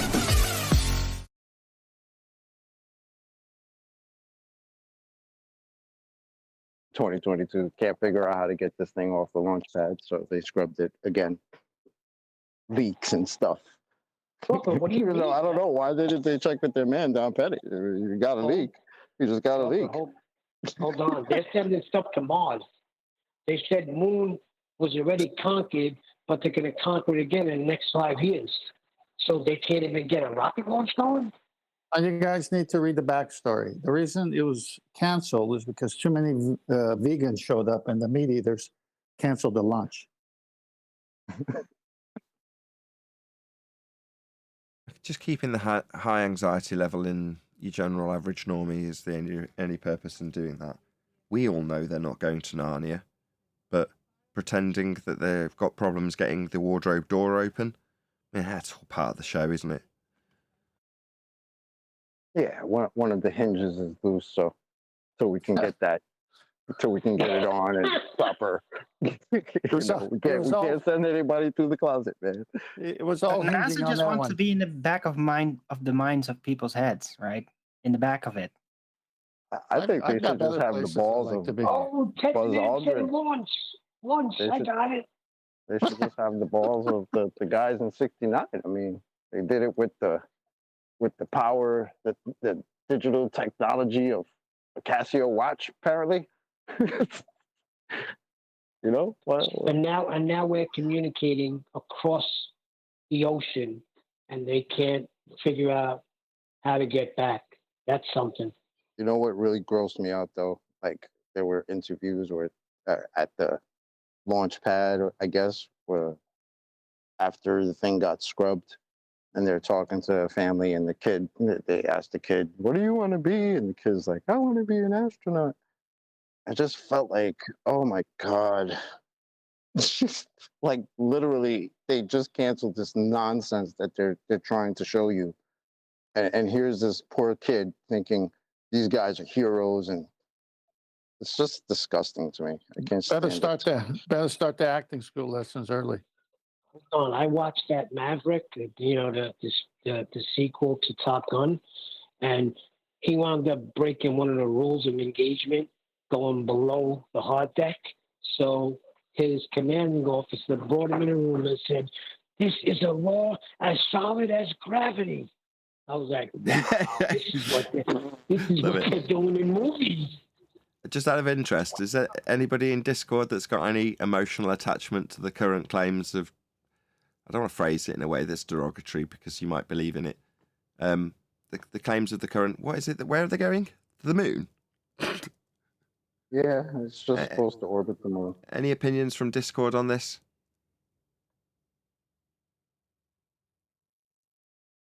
Thinking that like say the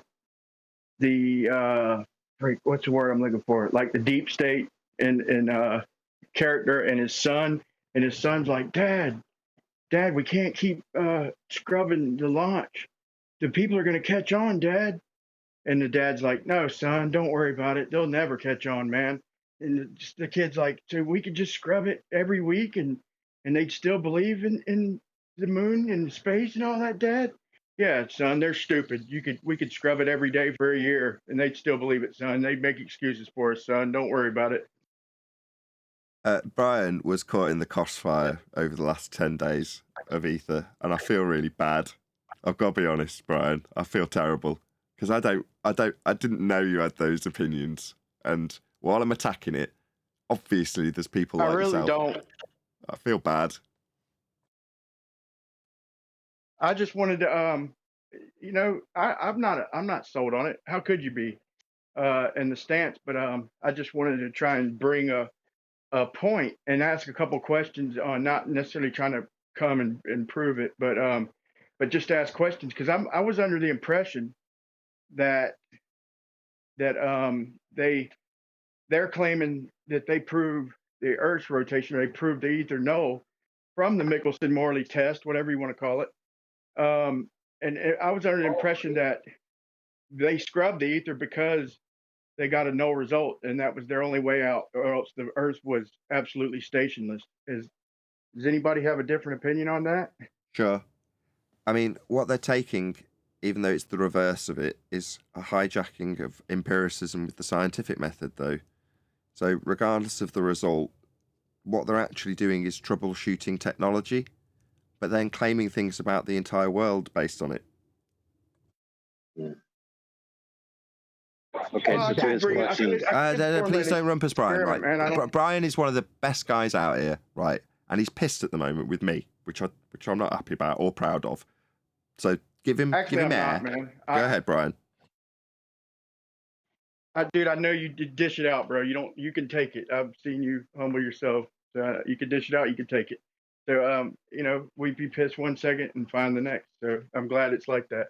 But I just was under the impression. I thought, especially if the ether, if we could detect it, which we can't scientifically, but if they could have, and with their pseudoscience somehow, then they said that would disprove special relativity. So yeah, it might help relativity, like call it space-time or something. But as far as special relativity and their reason, their supposed proof that the Earth is rotating would be out the door. So they'd really be back to square one. That's why I didn't mind hearing about it and everything. I didn't mind, talking about the philosophy of it and all that. But I don't know. Proof do they have a special relativity anyway? Brian, ether is part of special relativity. Right, so to his question, necessity, it's a part of special and general relativity. What they offer you, seen Einstein's Morley. Hold on, just 1 second, Brian. Both Brians. Our Brian and Discord Brian. Abstruse. Are you saying we're missing a point? If so, please clarify what you think we've missed. Right, so there's a thing called Fresnel drag, which is essentially that light drags right through mediums, and the medium could be moving or stationary. And so when they did this test and they got the null result, they had to have a reference for the result to be like, intolerable or tolerable in their framework, right? So they could say that it's dragging through a medium, but then that like he said says it's not moving. So what they did do, So they're stuck. They're stuck. Hold on, right? just one sec, Brian. Go So ahead. if you're pushing against something, right? With, okay, let's say you have a piece of steel and you push it against something. To you, it doesn't look like it's squishing, right? But in theory, on a microscopic scale, it's squishing. Now, if you take a sponge and you push it against something, you can see that sponge squish and it will shrink in size.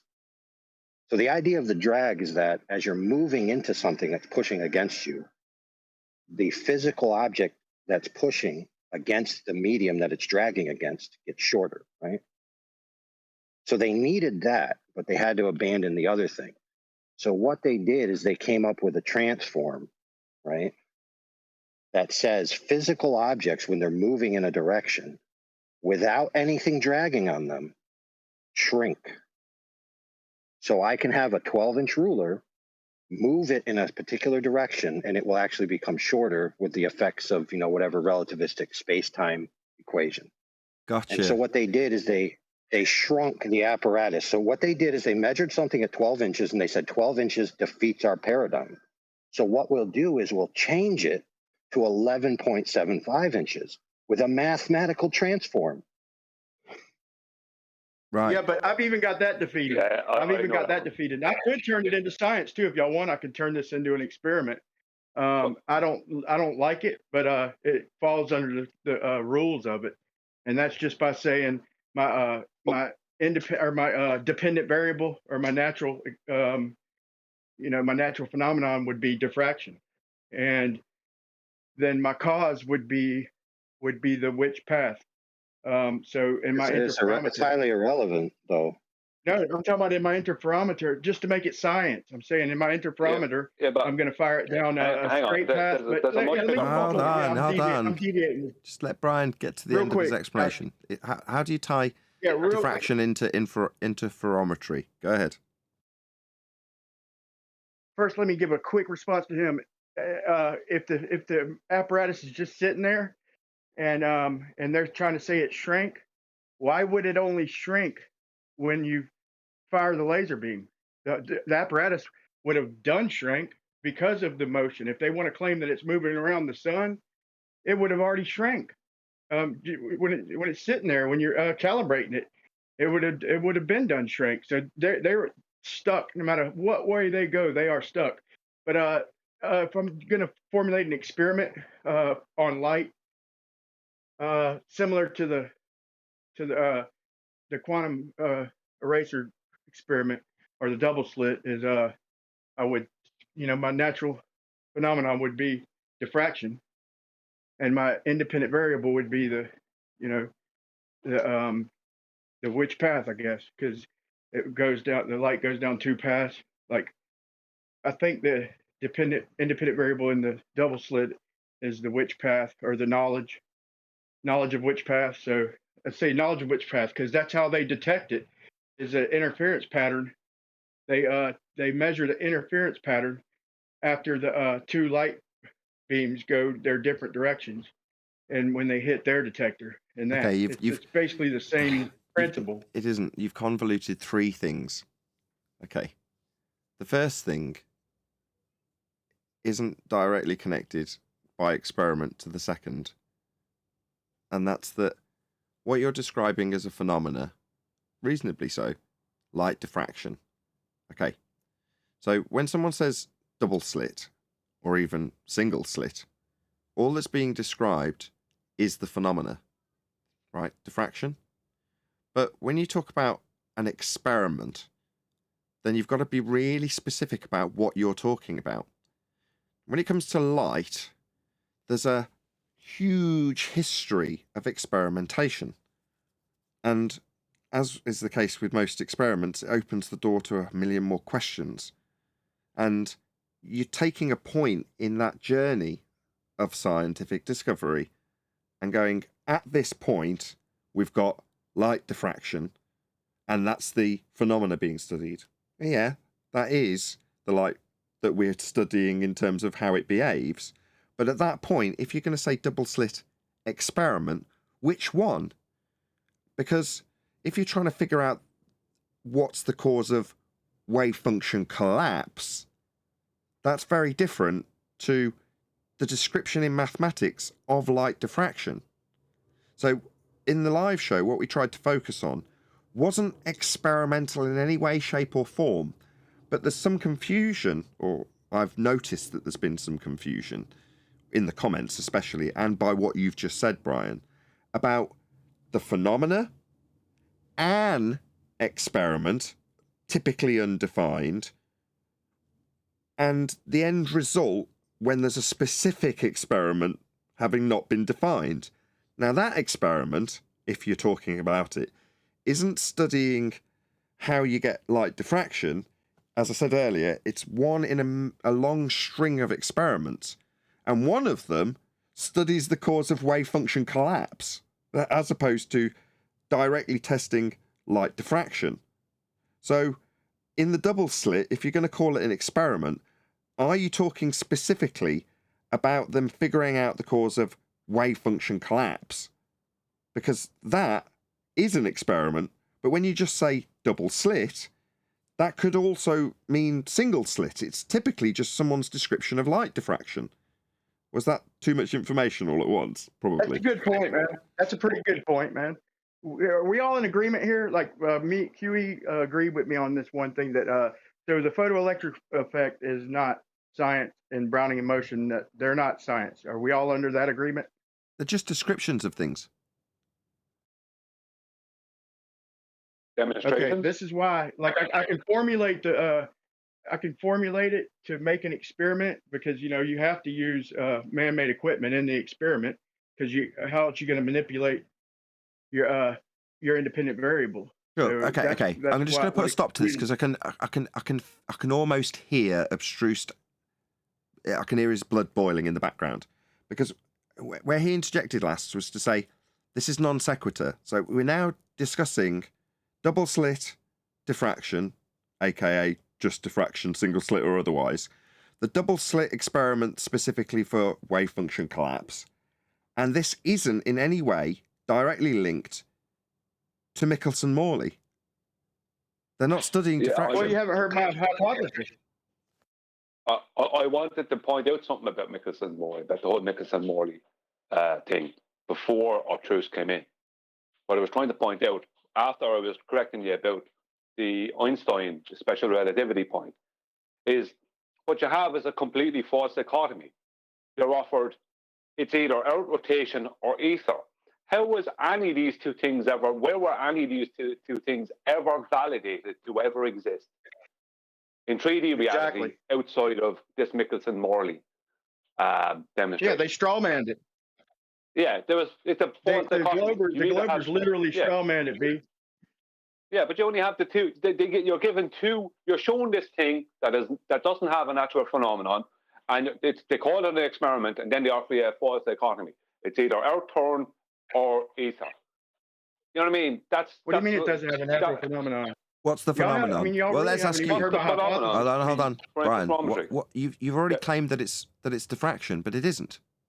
That was abstruse objection. Maybe. Hold on, just one sec, Brian. Just one sec. That's my experiment. Brian, just one sec. That was where abstruse steps back in, hopefully, if he's still around, because that was his original objection that's now had, 3 minutes between it and now? You there, abstruse? Timing. He might be screaming his head off in the background. He's probably stepped away because he's pissed off because he was trying to raise an objection and it got pushed to the wayside for 3 straight minutes. His objection was it's not the phenomena in Michelson-Morley. You said diffraction, light diffraction isn't the phenomena being studied in Michelson-Morley. Why can't I test? Why can't I test for diffraction with spectrometry, interferometry? That's what it's used for. Michelson-Morley's not doing that. That's not. No, interferometry. Interferometers. I mean, I'll post something real quick. Okay. Yeah, but what was if you think the phenomena is diffraction, yeah, and you're saying that this is the experiment, then you're way ahead of where we need to be to establish that as the case. So if you're saying the dependent variable is light diffraction, interference in light, yeah, that's the effect, then what are you saying is the cause of that effect? The which path? So literally absolutely nothing to do with ether or Earth rotation or any of the claims that are attached to Michelson-Morley. So no. No, I'm talking about the Michelson. I'm like I said, I'm not trying to really prove. I'm not trying to really go toward the ether as much as I'm trying to say the Michelson-Morley and how even if it did prove the ether, it would kill the globe on the spot. Brian, can you hear yourself? Brian, can you hear how you're telling us that you're not talking about proving the ether, and then in the very next breath, you're telling me how ether and Michelson-Morley, can you not hear yourself? I mean, seriously. Just driving me nuts. Yes, and if they could, I didn't say they could. If they could, the globe would be dead. If they could, Brian, if they could, but you're not talking about ether. You're not suggesting it's real, but yet you are. I can hear the pain.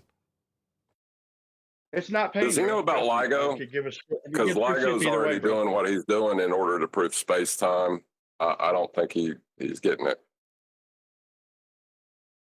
Okay, if the dependent variable's diffraction, yeah, what was varied as in Michelson-Morley? Okay, look, check it out before you think it's pain, man. Like, I'm more on the buoyancy density argument. I know you've seen my videos and everything, but I mean, I like ideas and all that shit, but I'm trying to kind of play peacemaker a little bit to show another point and why. But let me make this point: like a laser is collimated light, so you can shoot a speck.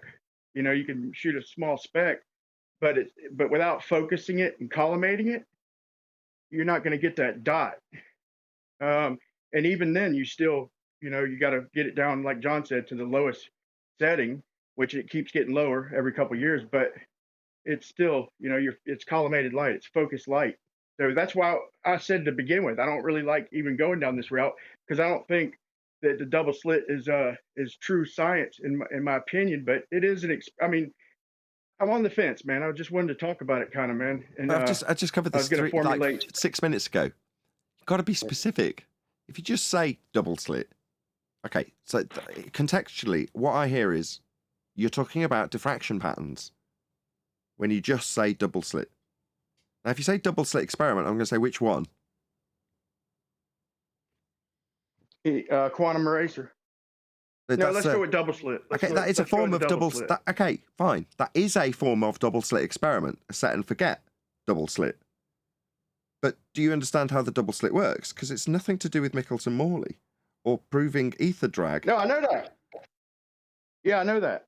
It just dawned on me that I could make an experiment. Okay. If you know that, stop, Brian. Brian, I hate to do it because I like you so much. I hate to do this. What you're doing is saying, I'm not going to try and defend ether, but have you considered, and then you talk about how lasers and interferometry work with the suggestion and hint at ether. And now you're talking about double slit experiments, but you're not talking about ether, but overall this is kind of being connected back to ether by you. And it pains me to point it out to you. I'm absolutely making a point about ether. Real quick, I'm trying to make a point about ether, but I don't think I could prove it. I don't think. I think what my ultimate point, if I'd had to drag on a little bit, but my ultimate point to me is that it all boils down to our assumption. This is where I was going to go with it. It all boils down to our assumptions and quantum eraser and the Michelson-Morley and all that on what light is. It's pre-assumed because of Brownian motion and the photoelectric effect, which is not science. It's not experimentation. And it's assumed to be a particle. And then the ether, they assume that to be a wave or particle or a medium. That's a medium or some shit. What the hell are you talking about? It's a jumbled mess of incoherent drivel you got going on here. No, be nice. Brian's a good guy. Just be gentle with him. Be gentle. Oh, God. So, it's incoherent, inconnected drivel. So the photoelectric effect is not science. You keep on saying that over and over. And what? What does that mean? Fucking beach balls aren't science either. But do they exist? Quantum eraser experiment isn't trying to find out whether photons are particles or not, for fuck's sake. Hey, okay, chill. How do we? What determines if it's a particle? Who cares? It's non sequitur. That was what Schuster was trying to get through to you earlier, right?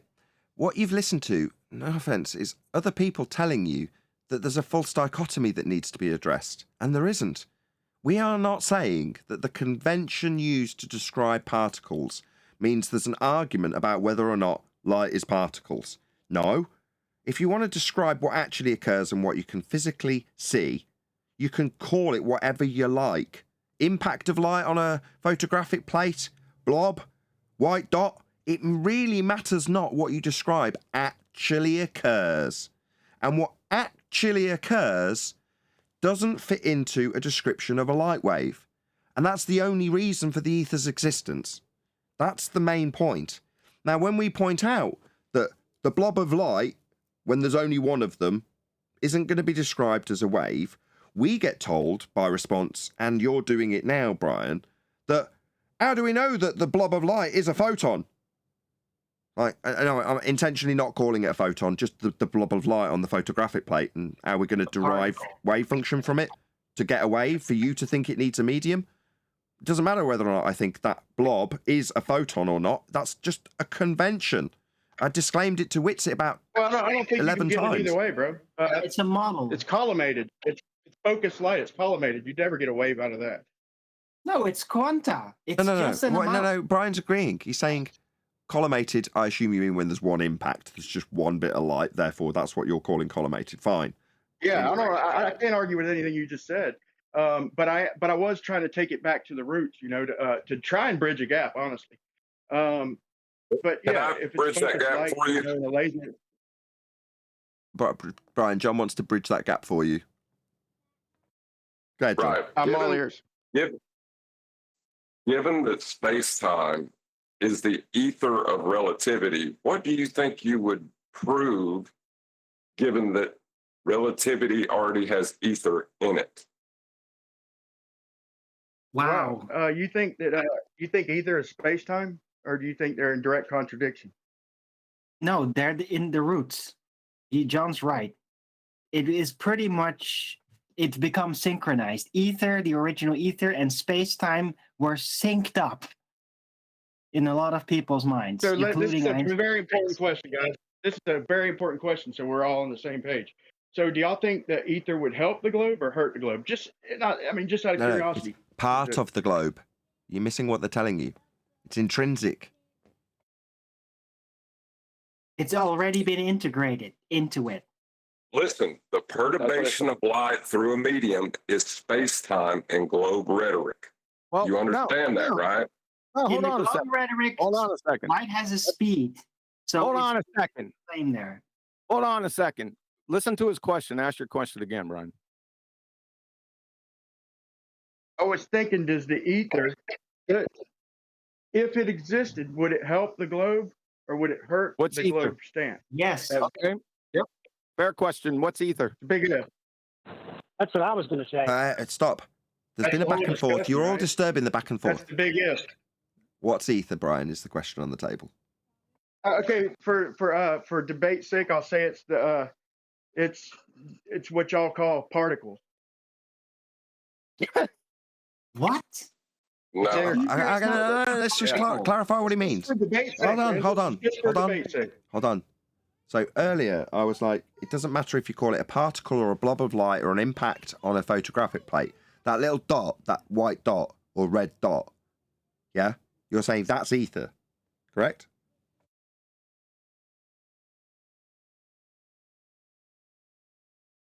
No, I'm saying just for debate's sake, I'm going to define it the way photons define, and I'm going to say that it's a discrete portion of the wave, a discrete chunk of the wave. What? I'm just go with it without getting let's just go because it makes no sense. See where hold on. Brian, on a wave, when it's described in the maths on the graph, do you appreciate that that's lots of points all joined together? Yeah. So when it's discrete, that means one. That's not lots of points of a wave and just one of them. If there's only one, there aren't any other points to say it's part of a wave because it's just one point of it. If there's only one, where's the rest of the wave for it to be one of a wave? Do you follow? Yeah, but it's focused collimated light hitting it. So I'm just making the, I don't want to go too far off the beaten path because I don't want to sound like I'm defending this shit with my life or nothing like that. I'm just, to me, it's an interesting topic. It's an awesome discussion. Okay, that's fascinating. Okay, to me, I'll just sum it up. Brian, I'll make Brian, it real quick. Brian, I'll make it real quick. Brian, we know you think it's interesting. I know you wouldn't put, you're not going to die on the hill. I get it, right? Be the patsy or whatever the word is I'm looking for, the scapegoat or whatever. What am I looking for? Be that guy. All right, I'll be that guy. You know what I'm talking about, right? So, okay, absolutely. I appreciate that if you've got 25 points on a graph and they go up for the first 4 and then down for the next 4 and then up for the next, yeah, I appreciate that you can say one of those points, yeah, makes up the wave and one impact, we can call it a photon if you want, on the plate, just one, where's the rest of the wave for the individual impact to describe it as being part of a collective wave if there's only one? Okay, it's left in the collimator where you collimated the light down to the smallest point you could get. You no longer get enough light to be able to detect a wave. So with one, okay, so with one, there's still light, but to quote you, nothing to describe it as a wave yet.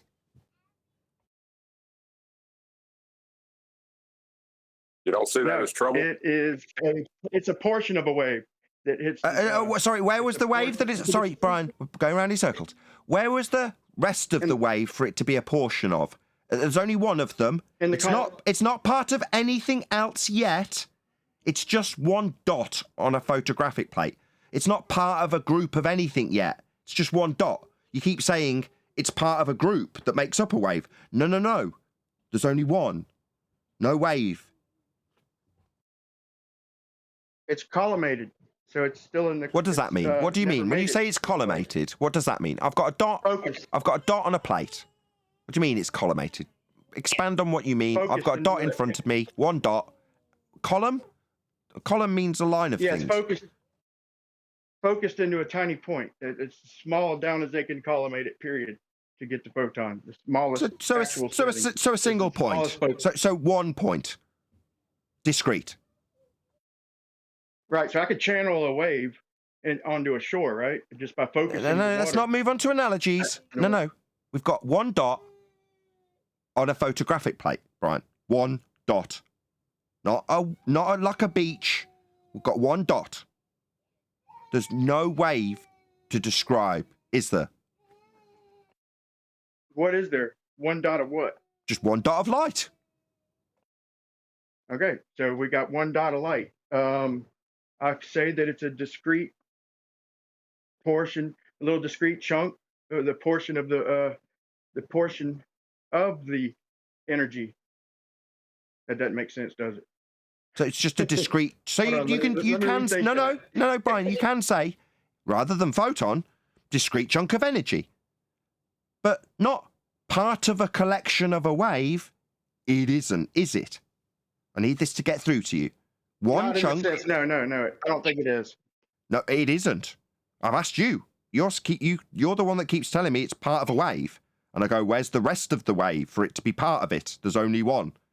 Now we're at the conclusory part where you say. Well, this will be my final answer. We'll see where this goes. So it's focused down to its smallest point, and it's still gonna. So I think it all boils down to whether light's a photon or a wave, and I think that's what we need to be talking about, in my opinion. We are very much. We just did over the last 3 minutes. That's all we just did. It's painful. Yeah, don't be nasty. It's not painful. It is painful for Brian because he's caught in this cognitive dissonance. telling us that he's not here to prove ether, but discussing it. And now I'm just letting him make play like he's that guy, just playing devil's advocate. Well, there were the words. I knew they'd come eventually. Right, but I just mean it's painful in the whole general sense of the discussion, because you could go to differential physics websites or explainers, right, who try to explain these things, and they'll describe a particle as a localized, centralized focus of a waveform. So they'll define a particle as a concentrated wave in a particular location in free space. And then from there, you get, craziness. But anyway, I only interjected because I want to mention two videos. I mentioned two videos that I posted. So one is, these are for people who are asking questions like the single photon, how do they do it? What is the pattern that it gets on the plate? So I posted it to Nathan. You guys can look at it. One is a live demonstration of the double slit pattern being created from a laser directly onto a sensor. And then at the end, he describes how he gets the single photon. Very well done. Explains all the math, everything. Anybody who wants to know about that needs to watch that. And the second is, quote unquote, called the original double slit experiment. This is from Veritasium, which you guys may know. He goes out and he does it with sunlight in a big old box with a double slit. And he explains like where they got the analogy and explanation of why they characterize it as a wave in free space. Those two videos go together, and I recommend everybody watch them. The one video is from like 9 years ago, so before a lot of us even got into flat Earth. And the other one is a guy who's, I think it's called Huygens Optics. And that one is really good because he has a laser right there, a microscope, and a sensor, and he shows it happening live as he's firing the laser. So I recommend everybody watch that. All right, can you put the link in main chat so someone can grab it? I hate to admit ignorance. I don't absolutely, really know. And I pinged it to your name. Both of those videos. I'm getting them right now. Perfect. I got you, AI. You're looking up. I will link those below the live shows alongside the one that I already got from QE. I meant to do this in the live show, but basically every word that I use to describe this stuff has come basically verbatim from Quantum Eraser after asking him the same questions about the same stuff 10 times. So I've got a lot of empathy when people not only don't have what I have, which was privileged to being basically a complete drongo when I started the process, i.e. blank canvas in the polite terms that QE used. Brian's been polluted with nonsense. So I do have a lot of empathy for having a preconceived notion about how this false dichotomy should be playing out, and then going through the motions. That's what he's doing. Well, that's because, like we preach about repetition, there's been a lot of repetition about this ether stuff on prevalent platforms. Now we're getting it back, and I feel embarrassed because on the one hand, I told QE many years ago that this shouldn't be tackled head on. No, let's let it lie. I've suffered enough because it's been detrimental to my YouTube stats. Now, if I'd have actually been a bit more, what's the word? Diplomatic, I can't think of the right word, but more in line with my actual morals in regards to the subject, I'd have agreed with him on the spot and nipped it in the bud when he said it needed nipping in the bud. I detracted from that idea because of the damage to my YouTube channel that I suffered 4 years ago. Now, here we are, 4 years later, with it coming back to us in spades after it being repeated and repeated and repeated and repeated and repeated, till someone that I like Brian, suddenly sees me as evil because I'm taking it apart. Now, that's saddening. And no, man, no. I didn't see it. I appreciate you taking it easy on me and just hearing it out. And I think we can have this, especially if I'm coming in saying, I know I can't prove it, and just hearing it out and letting it play it. That's part of the repetition. Good timing. Part of the repetition, right? Part of the rhetoric. Hold on, guys. No, that's part of the rhetoric, Brian. You coming in and opening by telling me you can't prove it was directly, almost verbatim what Whitsitt did. No, that's exactly what Whitsitt did. That's what verbatim means. That's as a sidebar, I put both those videos from AI in mass. You said almost verbatim. Okay, bugger off. That's why it's so important, guys. That's why it's so important for me to know why you are so against it. Like, go ahead. No, you go ahead, Brian. You're the star of the show. Okay, because like I said, if we found some miraculous way to prove it or some shit, let's just hypothetically, in my opinion, I mean, to me, I was under the impression, I thought we all were, that the globe is doomed. Because I just posted some clips with Fight the Flat Earth, McToon and everybody saying that Einstein disproved the ether, and with the ether, the globe motion's dead in the water. And if there's some other information contrary to that, I definitely want to know about it, so I could be 90 degrees against the ether too. Go back into QE show. I think it was his Tuesday show. I think it was, or Ballbusters over the past 3 or 4 weeks, and you will get everything you need concerning Einstein and the ether. QE laid it all out. Yeah, I learned everything from Quantum Eraser too, man. I've looked into it a little more, my base knowledge came from QE. Listen to me. You want more information concerning Einstein and ether and the connection there. Go back into QE's show, not the last Ballbusters, but maybe the one before that, or his past 2 Tuesday shows, and he has laid out all the information you could ever need concerning the connection between Einstein and ether. All the information you could ever need. You can bring that information directly to anyone. Best recent quote from Skype was, I was waiting for QE to pipe up in this. As I say, that's why I said earlier and disclaimed that pretty much everything I've said has come almost verbatim from QE, after him repeating it over and over again with me not necessarily understanding it, in spite of me being a blank canvas. Well, this is the comment that went through on Master Debaters today. Oh, I'm just going to stop corksing. Let me just get some focus before I read it out. Hold on. Okay. Wavelength is measured from a diffraction pattern. Frequency is then shitted out of the calculation. This has been presented in excruciating detail and spoken of countless times. Why the flying fuck do I even have to post this? John Stunger, today, 1:07 a.m. I'll post the definition. I'll post the definition of wavelength of wave function and wavelength. But that doesn't kill anything. But I think it's been a good topic. It's been a good discussion. But I think so. So I'm wrong. Not ether, but I'm wrong when I say that if the ether. So if we come up with some crazy way to prove it, then it wouldn't hurt the globe. Okay, I'll repeat the question. You got there before I did, as I was going to say. I'll repeat the question QE asked you in response last time, Brian. So if we prove it, that would be ether, as real, your question hinges around that first statement. Do you understand that? Yes, I do. What is it? That would be ether. The thing Einstein done away with. That's the impression I was under. It is what Einstein done away with relativity or special relativity. No, but apparently hold on. 3 people want to correct you on that, Brian. 3 people. John first. John, refracted curvature first is who I heard. Can you correct him, please? Well, as far as I've been able to ascertain from the ether believers, it's a conceptual medium for light to propagate in. Do you disagree with that? Say that one more time. I'm sorry. I broke up. It's been described to us as a conceptual medium for light to propagate in. Do you disagree with the people that said that? Yeah. For Globers don't say it, but yeah. No. It obviously broke up, Brian. No, stop. I'll clarify what John's asking you.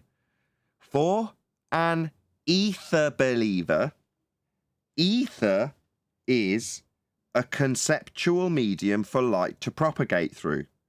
You're being asked if you agree that that is how we have had it defined to us by ether believers when asking what ether is. Yep, I think that, and I'd say energy. How about ether contemplators? So I'd say light and energy. Yeah, okay. Medium for light. Another part of the rhetoric that's been drilled into you is to then expand this out to almost anything you want it to be. Yeah. No offense. It's just an idea, man. Just an idea. I know, but you've been trained to do this. You've been trained to now expand this ethereal. Maybe you'd like to describe how, in your idea, it could be like love or chi. You've been trained to do this, Brian. Go ahead, John. Definitely refracted love, curvature. Yeah. Well, this is the thing. The conceptual medium for light to propagate in, that's the definition of space-time.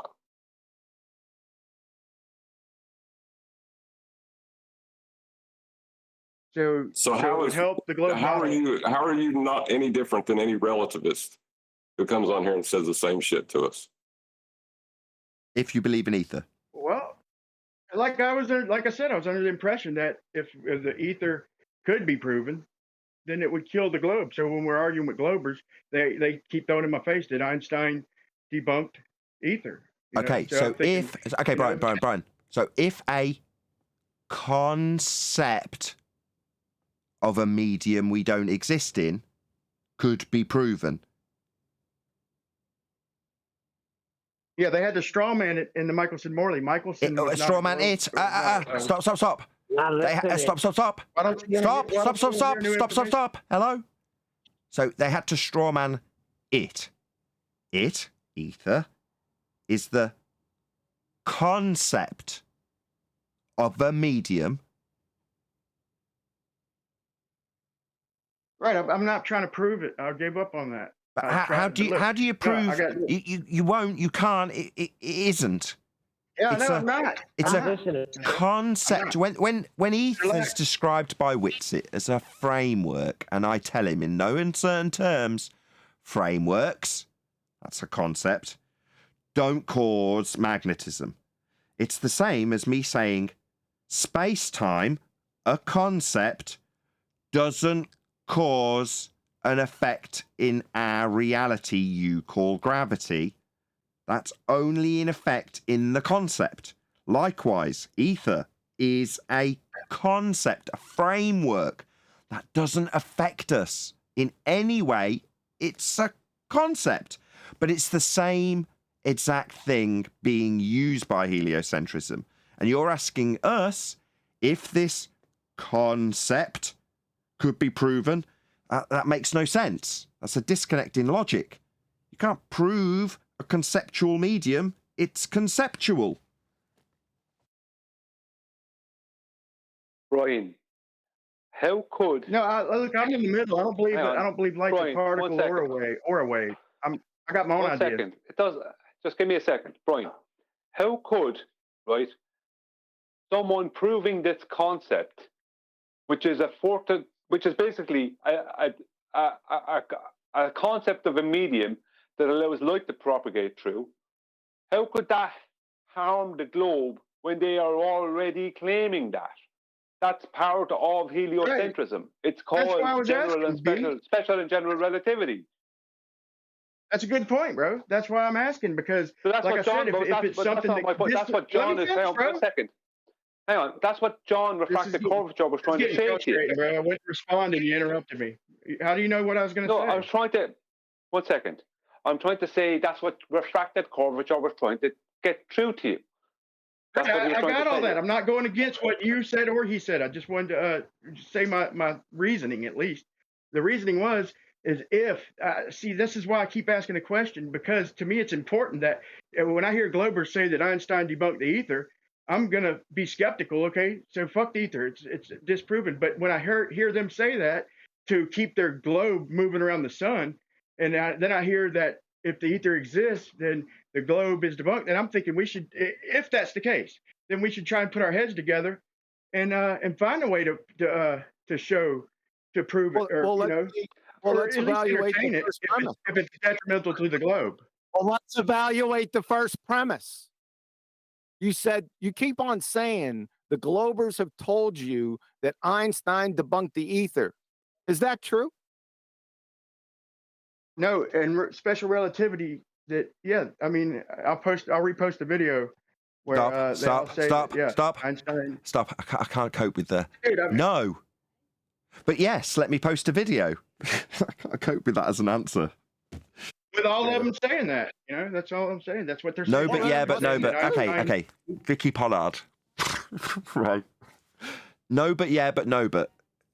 Or in Australian. There we go. There's a more internationally known. Yeah, nah. That's what you've given us. Okay. So let's What if I see if Einstein. Well, hold on. Relax. We're on your first premise. Let's see if the baller's claim is true. That Einstein debunked the ether. From his own hand, Albert Einstein in 1920. We may say that according to the general theory of relativity, space is endowed with physical qualities. In this sense, therefore, there exists an ether. According to general theory of relativity, space without ether is unthinkable. I'll stop it right there. There's a Jedi mind trick in here Ether's I don't not want to get physical. to. Ether's not physical, bro. Tell him, Nathan. Ether is not physical. Yeah, that's right. Your ships come in, but your piers collapse. You've been Jedi mind tricked by Can the you first repeat that, statement where you said, hold on. Can you repeat that citation? Oh, my God.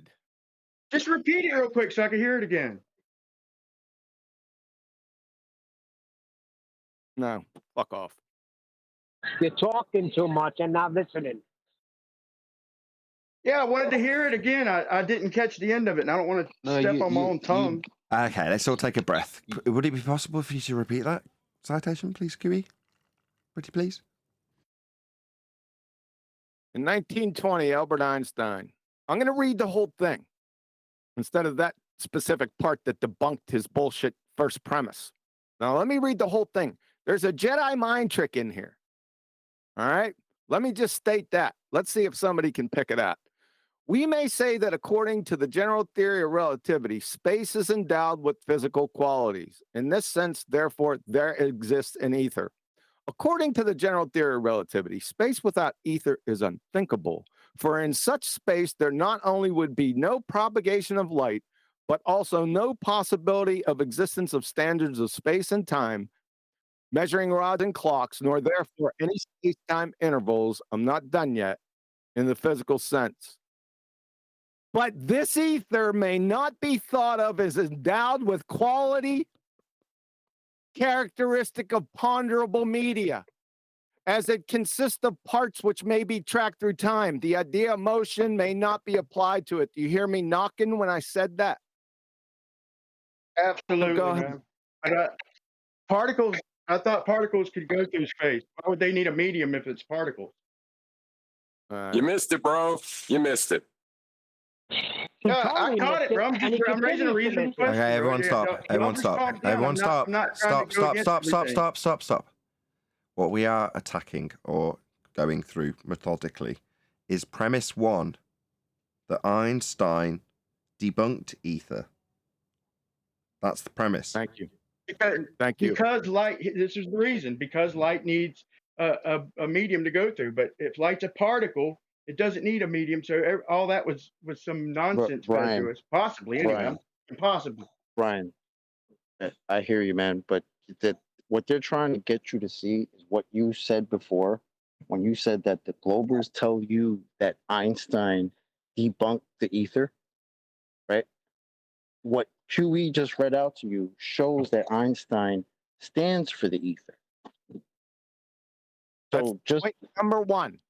Yeah. Everyone catch the Jedi mind trick. Double speak.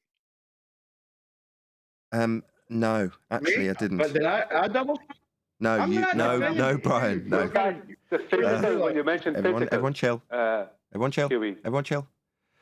There was 2 things that needed to be picked up on. We've covered one, but QE started, and I thought I'd keep up with it. It's like trying to keep an eye on the bouncing ball going past, and then suddenly the monkey walks past and you don't notice. He started by saying, there's a Jedi mind trick in this description, while he also... You want to hear the mind trick, bro? I'll tell you the real mind trick. He proved photoelectric effect after this. So they're trying to trick us. So they're saying that if space needs a medium for light to go through, if space needs a medium for light to go through, then they can't call it a particle. But the photoelectric effect came after this. So now it doesn't. They don't need a medium. So they tricked us, bro. It's a big trick, brother. Brian, you sound like you put as much sugar in your coffee as I do, but we need you to calm down because we're trying to talk to you. Did you hear what I said? Just keep going up. No, because somebody was talking before you started saying it. That's the problem. Yeah, but this is a good point. I just thought we want to have we want to have the convo, but you're like all over the place. You're like the micro machines guy. You want to hear down. You want to hear what I have to say? Or you want me to shut up? Because I'm going to shut up if you don't want me to.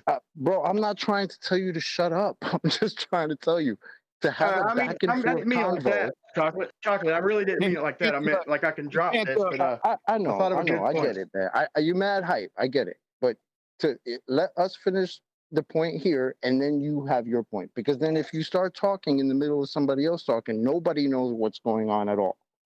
Feel me? Just cool out a little bit, please. Okay. So there was 2 points that were being made. One is to show that the premise laid down by the Globers that there is a debunking taking place when Einstein is concerned is not true. We have identified his allegiance. Earlier I said it was a prerequisite. It's part of the claim. However, QE also said at the beginning of it, there's a Jedi mind trick going on, and he has asked, did anybody spot it? The answer from me is no. I spotted a mind trick, man. If y'all want to hear it, this is awesome cool, dude. This is awesome cool. So Einstein saying that space, that light needs an ether or something to propagate there. And before he declared it a particle. So that's the Jedi mind trick, I think, on the Globers. Flat out, you missed it. Okay, so that's a no. I understood what he said. Can anybody repeat? Say what I said, like what I meant. I would love to hear what you said. Fucking idiot.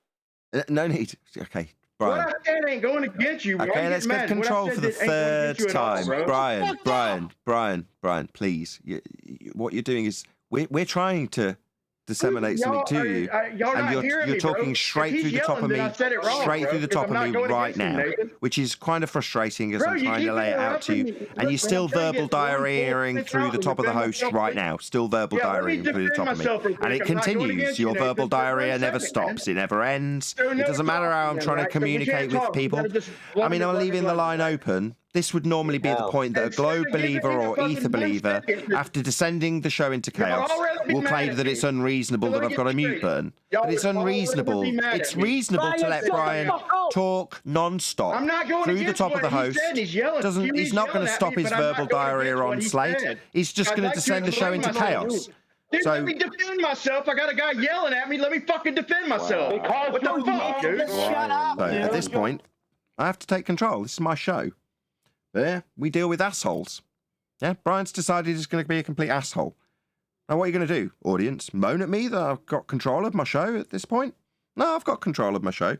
When someone like Brian loses his shit completely and decides to verbal diarrhea through the host, as I very calmly tried to explain to him, that QE's getting more and more frustrated by you not shutting up, Brian. He's trying to explain something to you after you humbly came to us cap in hand and said, I want to learn. You don't.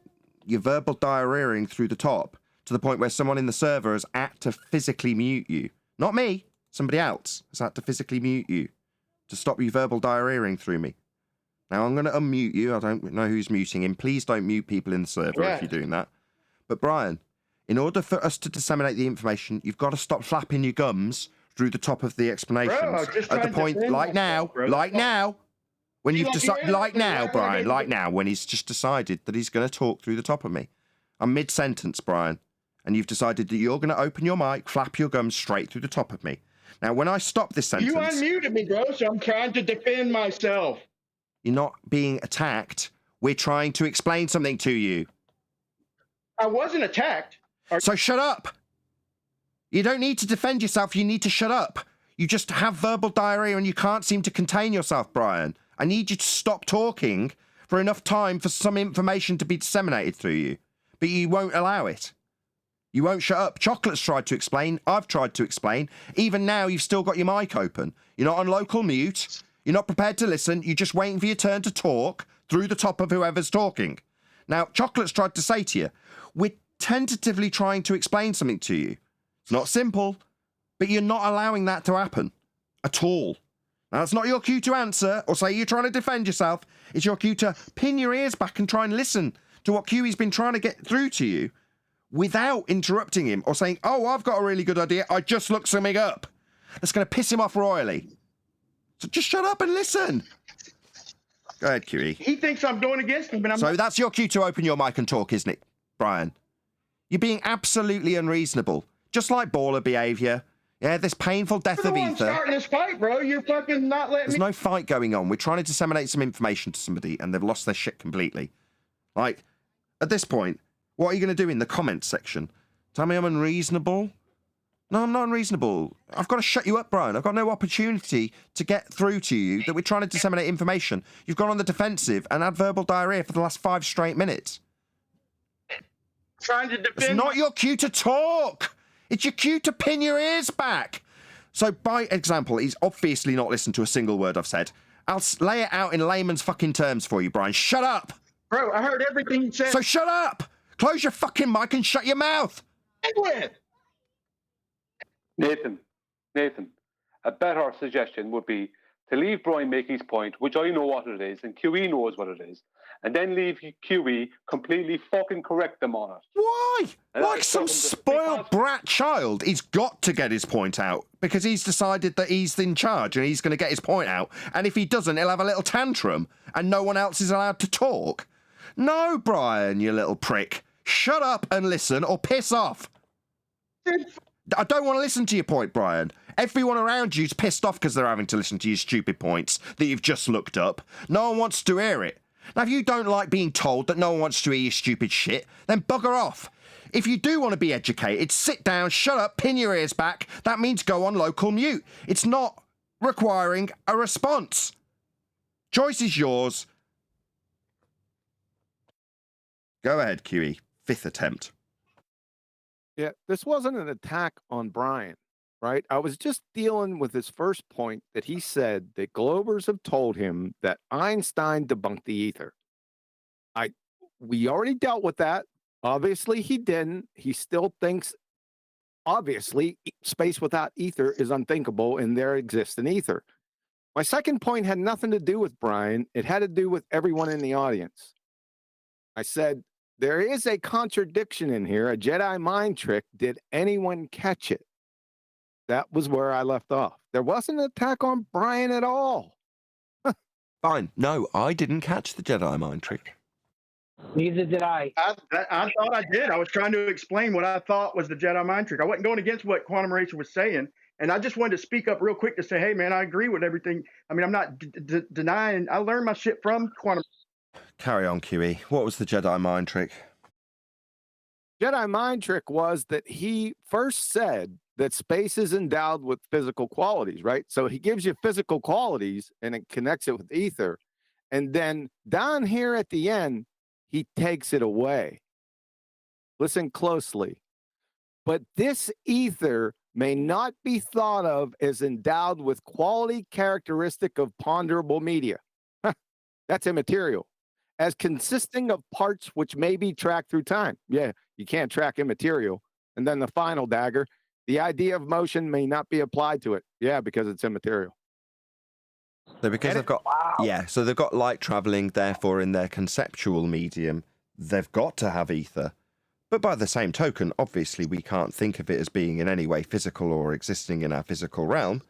It's a bit like, was it George Musa who had similar sentiment with Fight the Flat Earth? It's not a force, but you can think of it as a force. But you can think of it as physical. Yeah. Exactly. Chocolate, should you say that one more time? We don't have to work on a really is level, right? Exactly, Brian. Yeah, it's not physical, but we can. That is a dirty rotten trick, dude. They say that they need the ether, and then on the second note say no, we don't need it. Could Chocolate say that again, please? Can you not hear Chocolate talking, Brian? Would it matter? I'm on mute. I'm on mute, bro. Go ahead, Chocolate. No, just to paraphrase George Musa, the ether is not physical, but you can think of it as though it's physical. Right. I kind of feel like. Can we take a moment to elucidate a point? Yes, please go ahead, Abstruse. Okay, this is the conflict between this entire scientism paradigm versus the general idea, right? Which is pervaded human history, that the physical and the metaphysical exist, versus the assertion that only the physical exists. So if only the physical exists, then all phenomena, including consciousness, must be physical. If the material and the immaterial exist, then there's an immaterial realm in which entities such as sentient agents exist, let's say. But when you have that, you then have a problem, because you're like, well, I know how mechanical things affect other mechanical things, but I don't know how metaphysical things affect physical things. Now, in principle, that's sort of intangible, right? You really can't access the metaphysical directly to do any kind of test to it. But they have in their mind, well, it must be the case that the metaphysical somehow affects the physical, right? And in that struggle, they try to make explanations of how it happens. And that's really what it's been, a struggle since the beginning of this argument back in the day. It's how does, the question that the atheists posed, and it was a rebuttal, is how does something come from nothing, basically? You're describing it as the struggle to explain the intangible, basically. Hold on, but so you're saying that they think about how they can't show the intangible affecting things, and then after thinking about it, they go about doing something. So kind of like their thoughts that aren't physical or describable in a physical capacity, they somehow influence their actions and what they do in the physical realm. That sounds a bit like a contradiction in terms of their logic when they think about it, because they've thought about it. Well, I'd like to point out another problem with Brian. Is he's arguing with globers, which are not experts in the field of heliocentrism. So he's getting the wrong information put to him as truth, and he's working off those premises as well. So along with what you all just said, he's arguing with people that don't know what they're talking about. And I just want hallelujah that. I'll hallelujah that, but I'll say that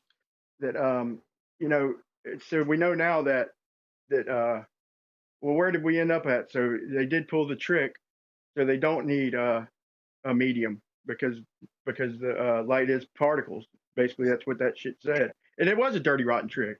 That's what I was trying to agree with. I detected it when QE said it. I was like, that's what I was trying to voice out, that point. I said it wrong, obviously. Number one, I hadn't said it yet. Number two, this has nothing to do with particles.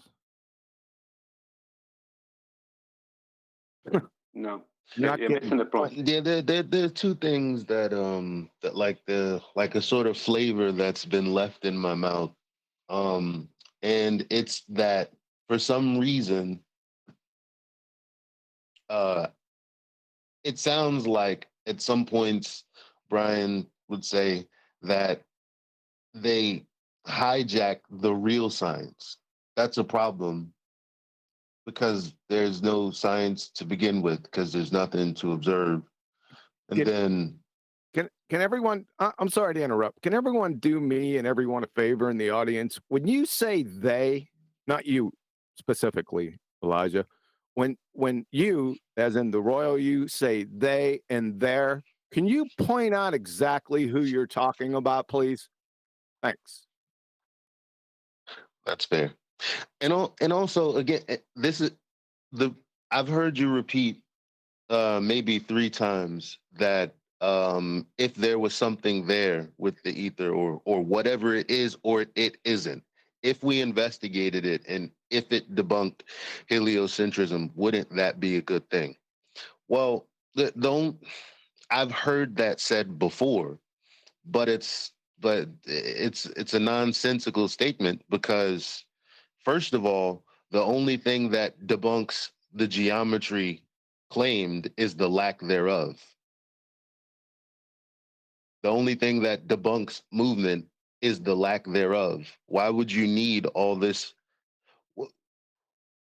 If someone comes along and tells you, I have a more profound way of telling you you're not moving, why would you accept that?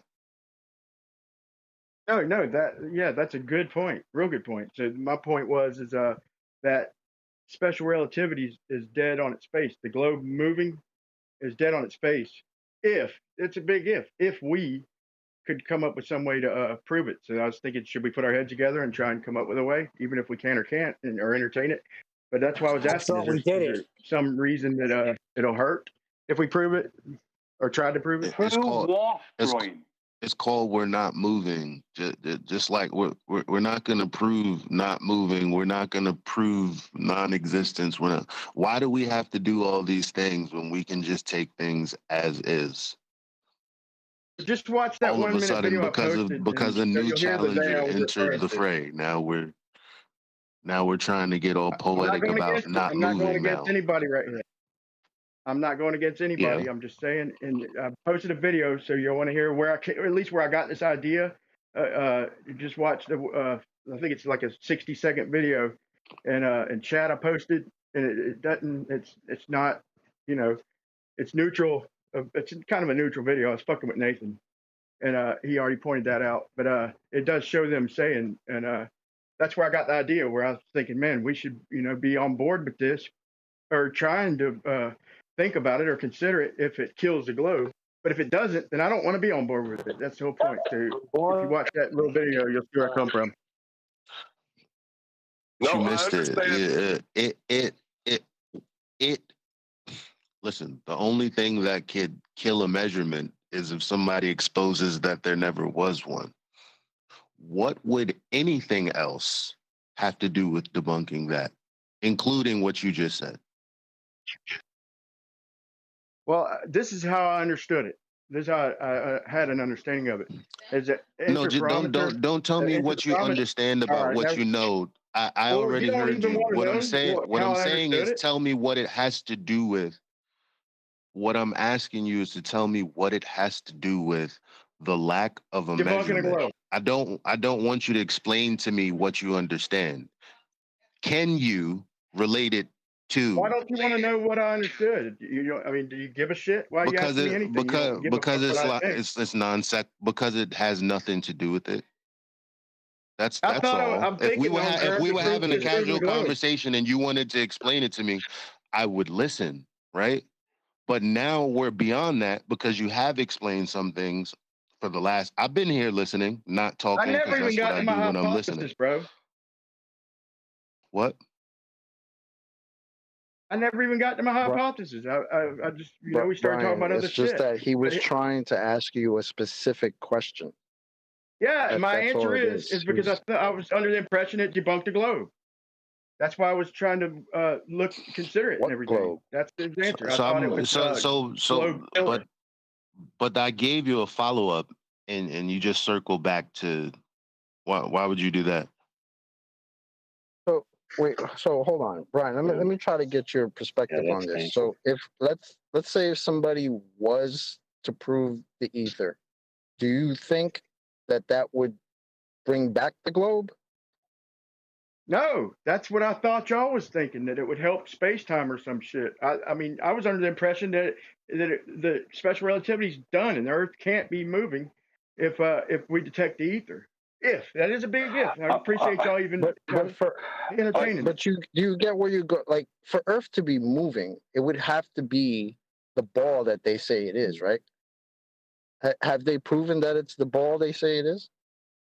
Hell no, they haven't. But every debate I'm in, they try and use the Michelson-Morley to prove that the Earth's rotating around the sun when it pre-assumed its rotation around the sun, which is in that 1 minute video I posted. If anybody cares to hear it, I don't remember any. I don't remember any literature or videos about not speaking to flat earthers or globe earthers, but when looking at it, I don't remember anything about Michelson-Morley proving Earth turn. Like, why'd you say that? I was answering this question. I can tell you why he says that. I'm a very open-minded person, man. Okay, go ahead, John. I have my own ideas, right? Don't we all? In the video, it gets you to accept light as a perturbation of a medium. And then it says that you'll be able to measure a differential in that perturbation if the Earth's moving. And then it'll throw a false dichotomy of a photon versus its wavelength, right? Instead of just the photon being a particle. And then it'll confuse it by saying that nobody that believes in a globe claims there's an ether, even though they do. And then after all that non sequitur, they'll give you a false conclusion. Everybody know how the test was set up?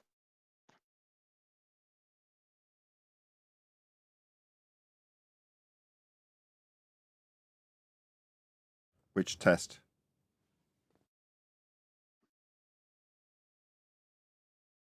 Which test? The Michelson's test, the interferometer test. Sure. Test. Yeah.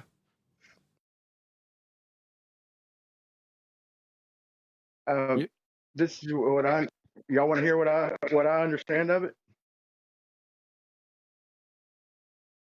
Do you have a point? And first of all, define test in this context, please. I think we've been here before. I'll take that as a no. I'm just saying we've been here before. You're trying to get around. It's cracking me up. People say Michelson-Morley. I don't got anything against the gentleman, both gentlemen, but we've been down here. They're not saying experiment anymore. Don't you find that strange? I formulated kind of into but I don't want to if it hurts the flat Earth. I wouldn't even try and follow up. But I've found a way to formulate it into. If we it does neither. Close. You can't, Brian. There is no natural. Okay, phenomenon. of course I can't. You don't even want to hear. You haven't even heard my hypothesis. So I mean, Brian, just saying. listen to me a second. Put our heads Brian, together. listen to me a second. If it's something that killed the globe, would y'all? So everyone stop a second. Everyone stop. But we did. You gave it us about 15 minutes ago, Brian. It's a thing called confirmation bias, right? So you put it to us. What was my hypothesis, Nathan? You shut it down, bro. What was my hypothesis? I'm not interested. Now you've triggered. Okay, then you could just say you're not interested, bro. Like I said, I ain't got to talk about it. Fundy mute time. So you went through it with us, and we pointed out to you that there wasn't a natural phenomenon. We did it about 15 minutes ago, but because diffraction. Because there's the second time he's Fundy muted me. Well, you just said there's no natural phenomenon. Diffraction, bro. What are you talking about? Yeah, we did this 15 minutes ago. Now you got me doing it like I'm defending this shit, like I'm defending ether. You put me in this position where I'm defending ether to the death or something. Third time. Fundy mute time. Rinse and repeat time. Yeah. Well, if you'd let your guests speak, bro, fuck. Did I not hear you say diffraction now and 15 minutes ago? Yeah, natural phenomenon, and don't get it to where I'm defending ether to the death, bro, because I'm not. I said if it's something that hurts the globe, you're a well-trained monkey. Together. I'll tell y'all where I'm at. You've been well-trained. Yes, if you've been well-trained. Then we can just drop it. You won't stop. It'd kill you to let me get one. This last interjection had no relevance to the point you were making that we heard 15 minutes ago, took apart 15 minutes ago, did listen to, but now what? You're literally going to accuse me of not letting my guest speak? No, it's confirmation bias. The problem is what we gave you back didn't confirm your bias. So you didn't hear it. Literally went in one ear and out the other. And while I'm pointing this out, I'll just point out to my audience, he's not listening to me. Not listening to a word of this, chanting through every single word I just said that you heard. Everything you're saying, why are you lying, bro? But what he's doing is what I just opened the line and let you hear. Just chanting straight through the top of me. And the reason is because it's painful. For me to point out something that cognitively he can kind of remember saying it was diffraction 15 minutes ago, and he can kind of remember talking through it that time as well. But what he can't do is recognise how we went through it, took it apart, and pointed out that it wasn't the natural phenomena in Michelson-Morley. He can't remember that because that's been blanked out of his brain. And now that I'm pointing out that that's been blanked out of his brain, What's actually happening in Discord, so that they can't really hear what I'm saying, is he'll just chant. Every 2 or 3 sentences that I come out with, he'll chant straight through the top of it. Maybe get really annoyed. Maybe lose his shit completely. Telling me that I'm not allowed to, let my audience hear you chanting through the top when I point out that we covered it twice, Nah, just pissed off 15 at minutes you. ago, and now? Just disappointed in you, bro. Just you, bro. Just you, Nathan. So just a personal attack on me. Yeah, we covered it. You said it was diffraction 15 minutes ago, and we pointed out that it isn't. You gonna mute me and punk me out, bro, and make me out to be an ether defender like I'm defending it to the death? Brian, That's fucked up. No one's doing any such thing. Neil, Brian, you're getting completely carried away with yourself. You didn't listen to what was said to you 15 minutes ago, where it was proven I to heard you every fucking word, Brian. Did anybody hear what I said? See, while Brian's pointing out to the other Brian that he didn't hear what we had to say 15 minutes ago, before he finished the sentence to Brian, pointing out that he didn't listen to us, he chanted through us. Brian started chanting through the other Brian, making our Brian on the panel's point perfectly for you to all see. No, he didn't listen. He chanted through every last word of it like he's chanting through me right now. To Brian. He's not interested in listening. He's interested in chanting through anything that defeats his belief. So his belief that he's going to vehemently tell us isn't his belief and he's not here to defend, but is actually defending and arguing for, because he's been well trained to say it's not something he's actually believing in or defending. For some reason, he's got the same exact rhetoric as Whitsitt had. I'm not here to prove ether. I'm not saying it's science for ether. Now listen to my science for ether. This isn't science, but I can tell you how it could be a phenomena. All right. So you're well trained, and you're well trained in chanting and moaning about how I've got a mute button. Yeah, I've got an audience to communicate to. And some chanting asshole that's just going to talk through every last word I say because they're completely triggered as we take away their belief and try and educate them. And they tell us that we should be listening to what they've just looked up. Yeah, we're not going to tolerate that shite. No, we're being very calm. We're trying to disseminate what needs to be disseminated to you while you chant through us about what you've just done in a search because you've just found something interesting out. Why we give a toss? We don't. There's a very relevant sociological effect going on here that has pervaded society since the globe idea, specifically the Big Bang came out. So the general idea in the Western world was that God created the world, right? And then there was an antithetical to that, which is that no, God didn't. And, evolution was part of that and all of these things. And, after the Big Bang idea came out, a lot of atheists latched onto it because they said, okay, now we have a mechanism of creation that doesn't require a God, right? Because it's a physical act of creation. So it doesn't need the supernatural. Problem with that is that if you go and look at the original formulation, the logical antecedents or precedents that must exist before the Big Bang can occur must be immaterial, timeless, spaceless, sufficient power greater than the sum of the universe. So you could just call that all powerful for lack of a better term. And then you need a reason for action to occur. And the only immaterial reasons for actions to occur that we know of is will. So when you take all of those logical things together, okay, you end up with an immaterial, eternal, omnipotent, sentient agent. Now that sounds exactly like a God. So many Christians, right, and just all types of religions that have this, like a specific theist creation, Muslims, etc., bought into the Big Bang. Not because they understood it fully, not because it had been proven to them, but because the logical deduction from it is that it proves my God. And so they hitched their leash to that wagon because they thought that it was a self-evident proof that their version of creation and God existed. And I say that to only say this. If you're latching onto ideas because they support flat Earth, and that's the only reason, not because you've done scrutiny, not because they actually have merit to their conclusions, but simply because they either do or don't support the globe or flat Earth, then you haven't evolved, right? You don't understand what's going on in the world. You're just in the same exact boat you were in before. Yep, searching for confirmation bias, precisely what I was trying to disseminate. Well put.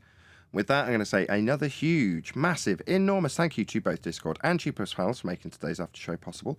And of course, a massive thank you to all of you in either Nathan Oakley 1980 or Nathan Oakley Premiering Streams for hopefully smashing the super chat, liking, commenting, sharing, subscribing, joining as a Nathan Oakley 1980 channel member, smashing the thanks button, all that good stuff.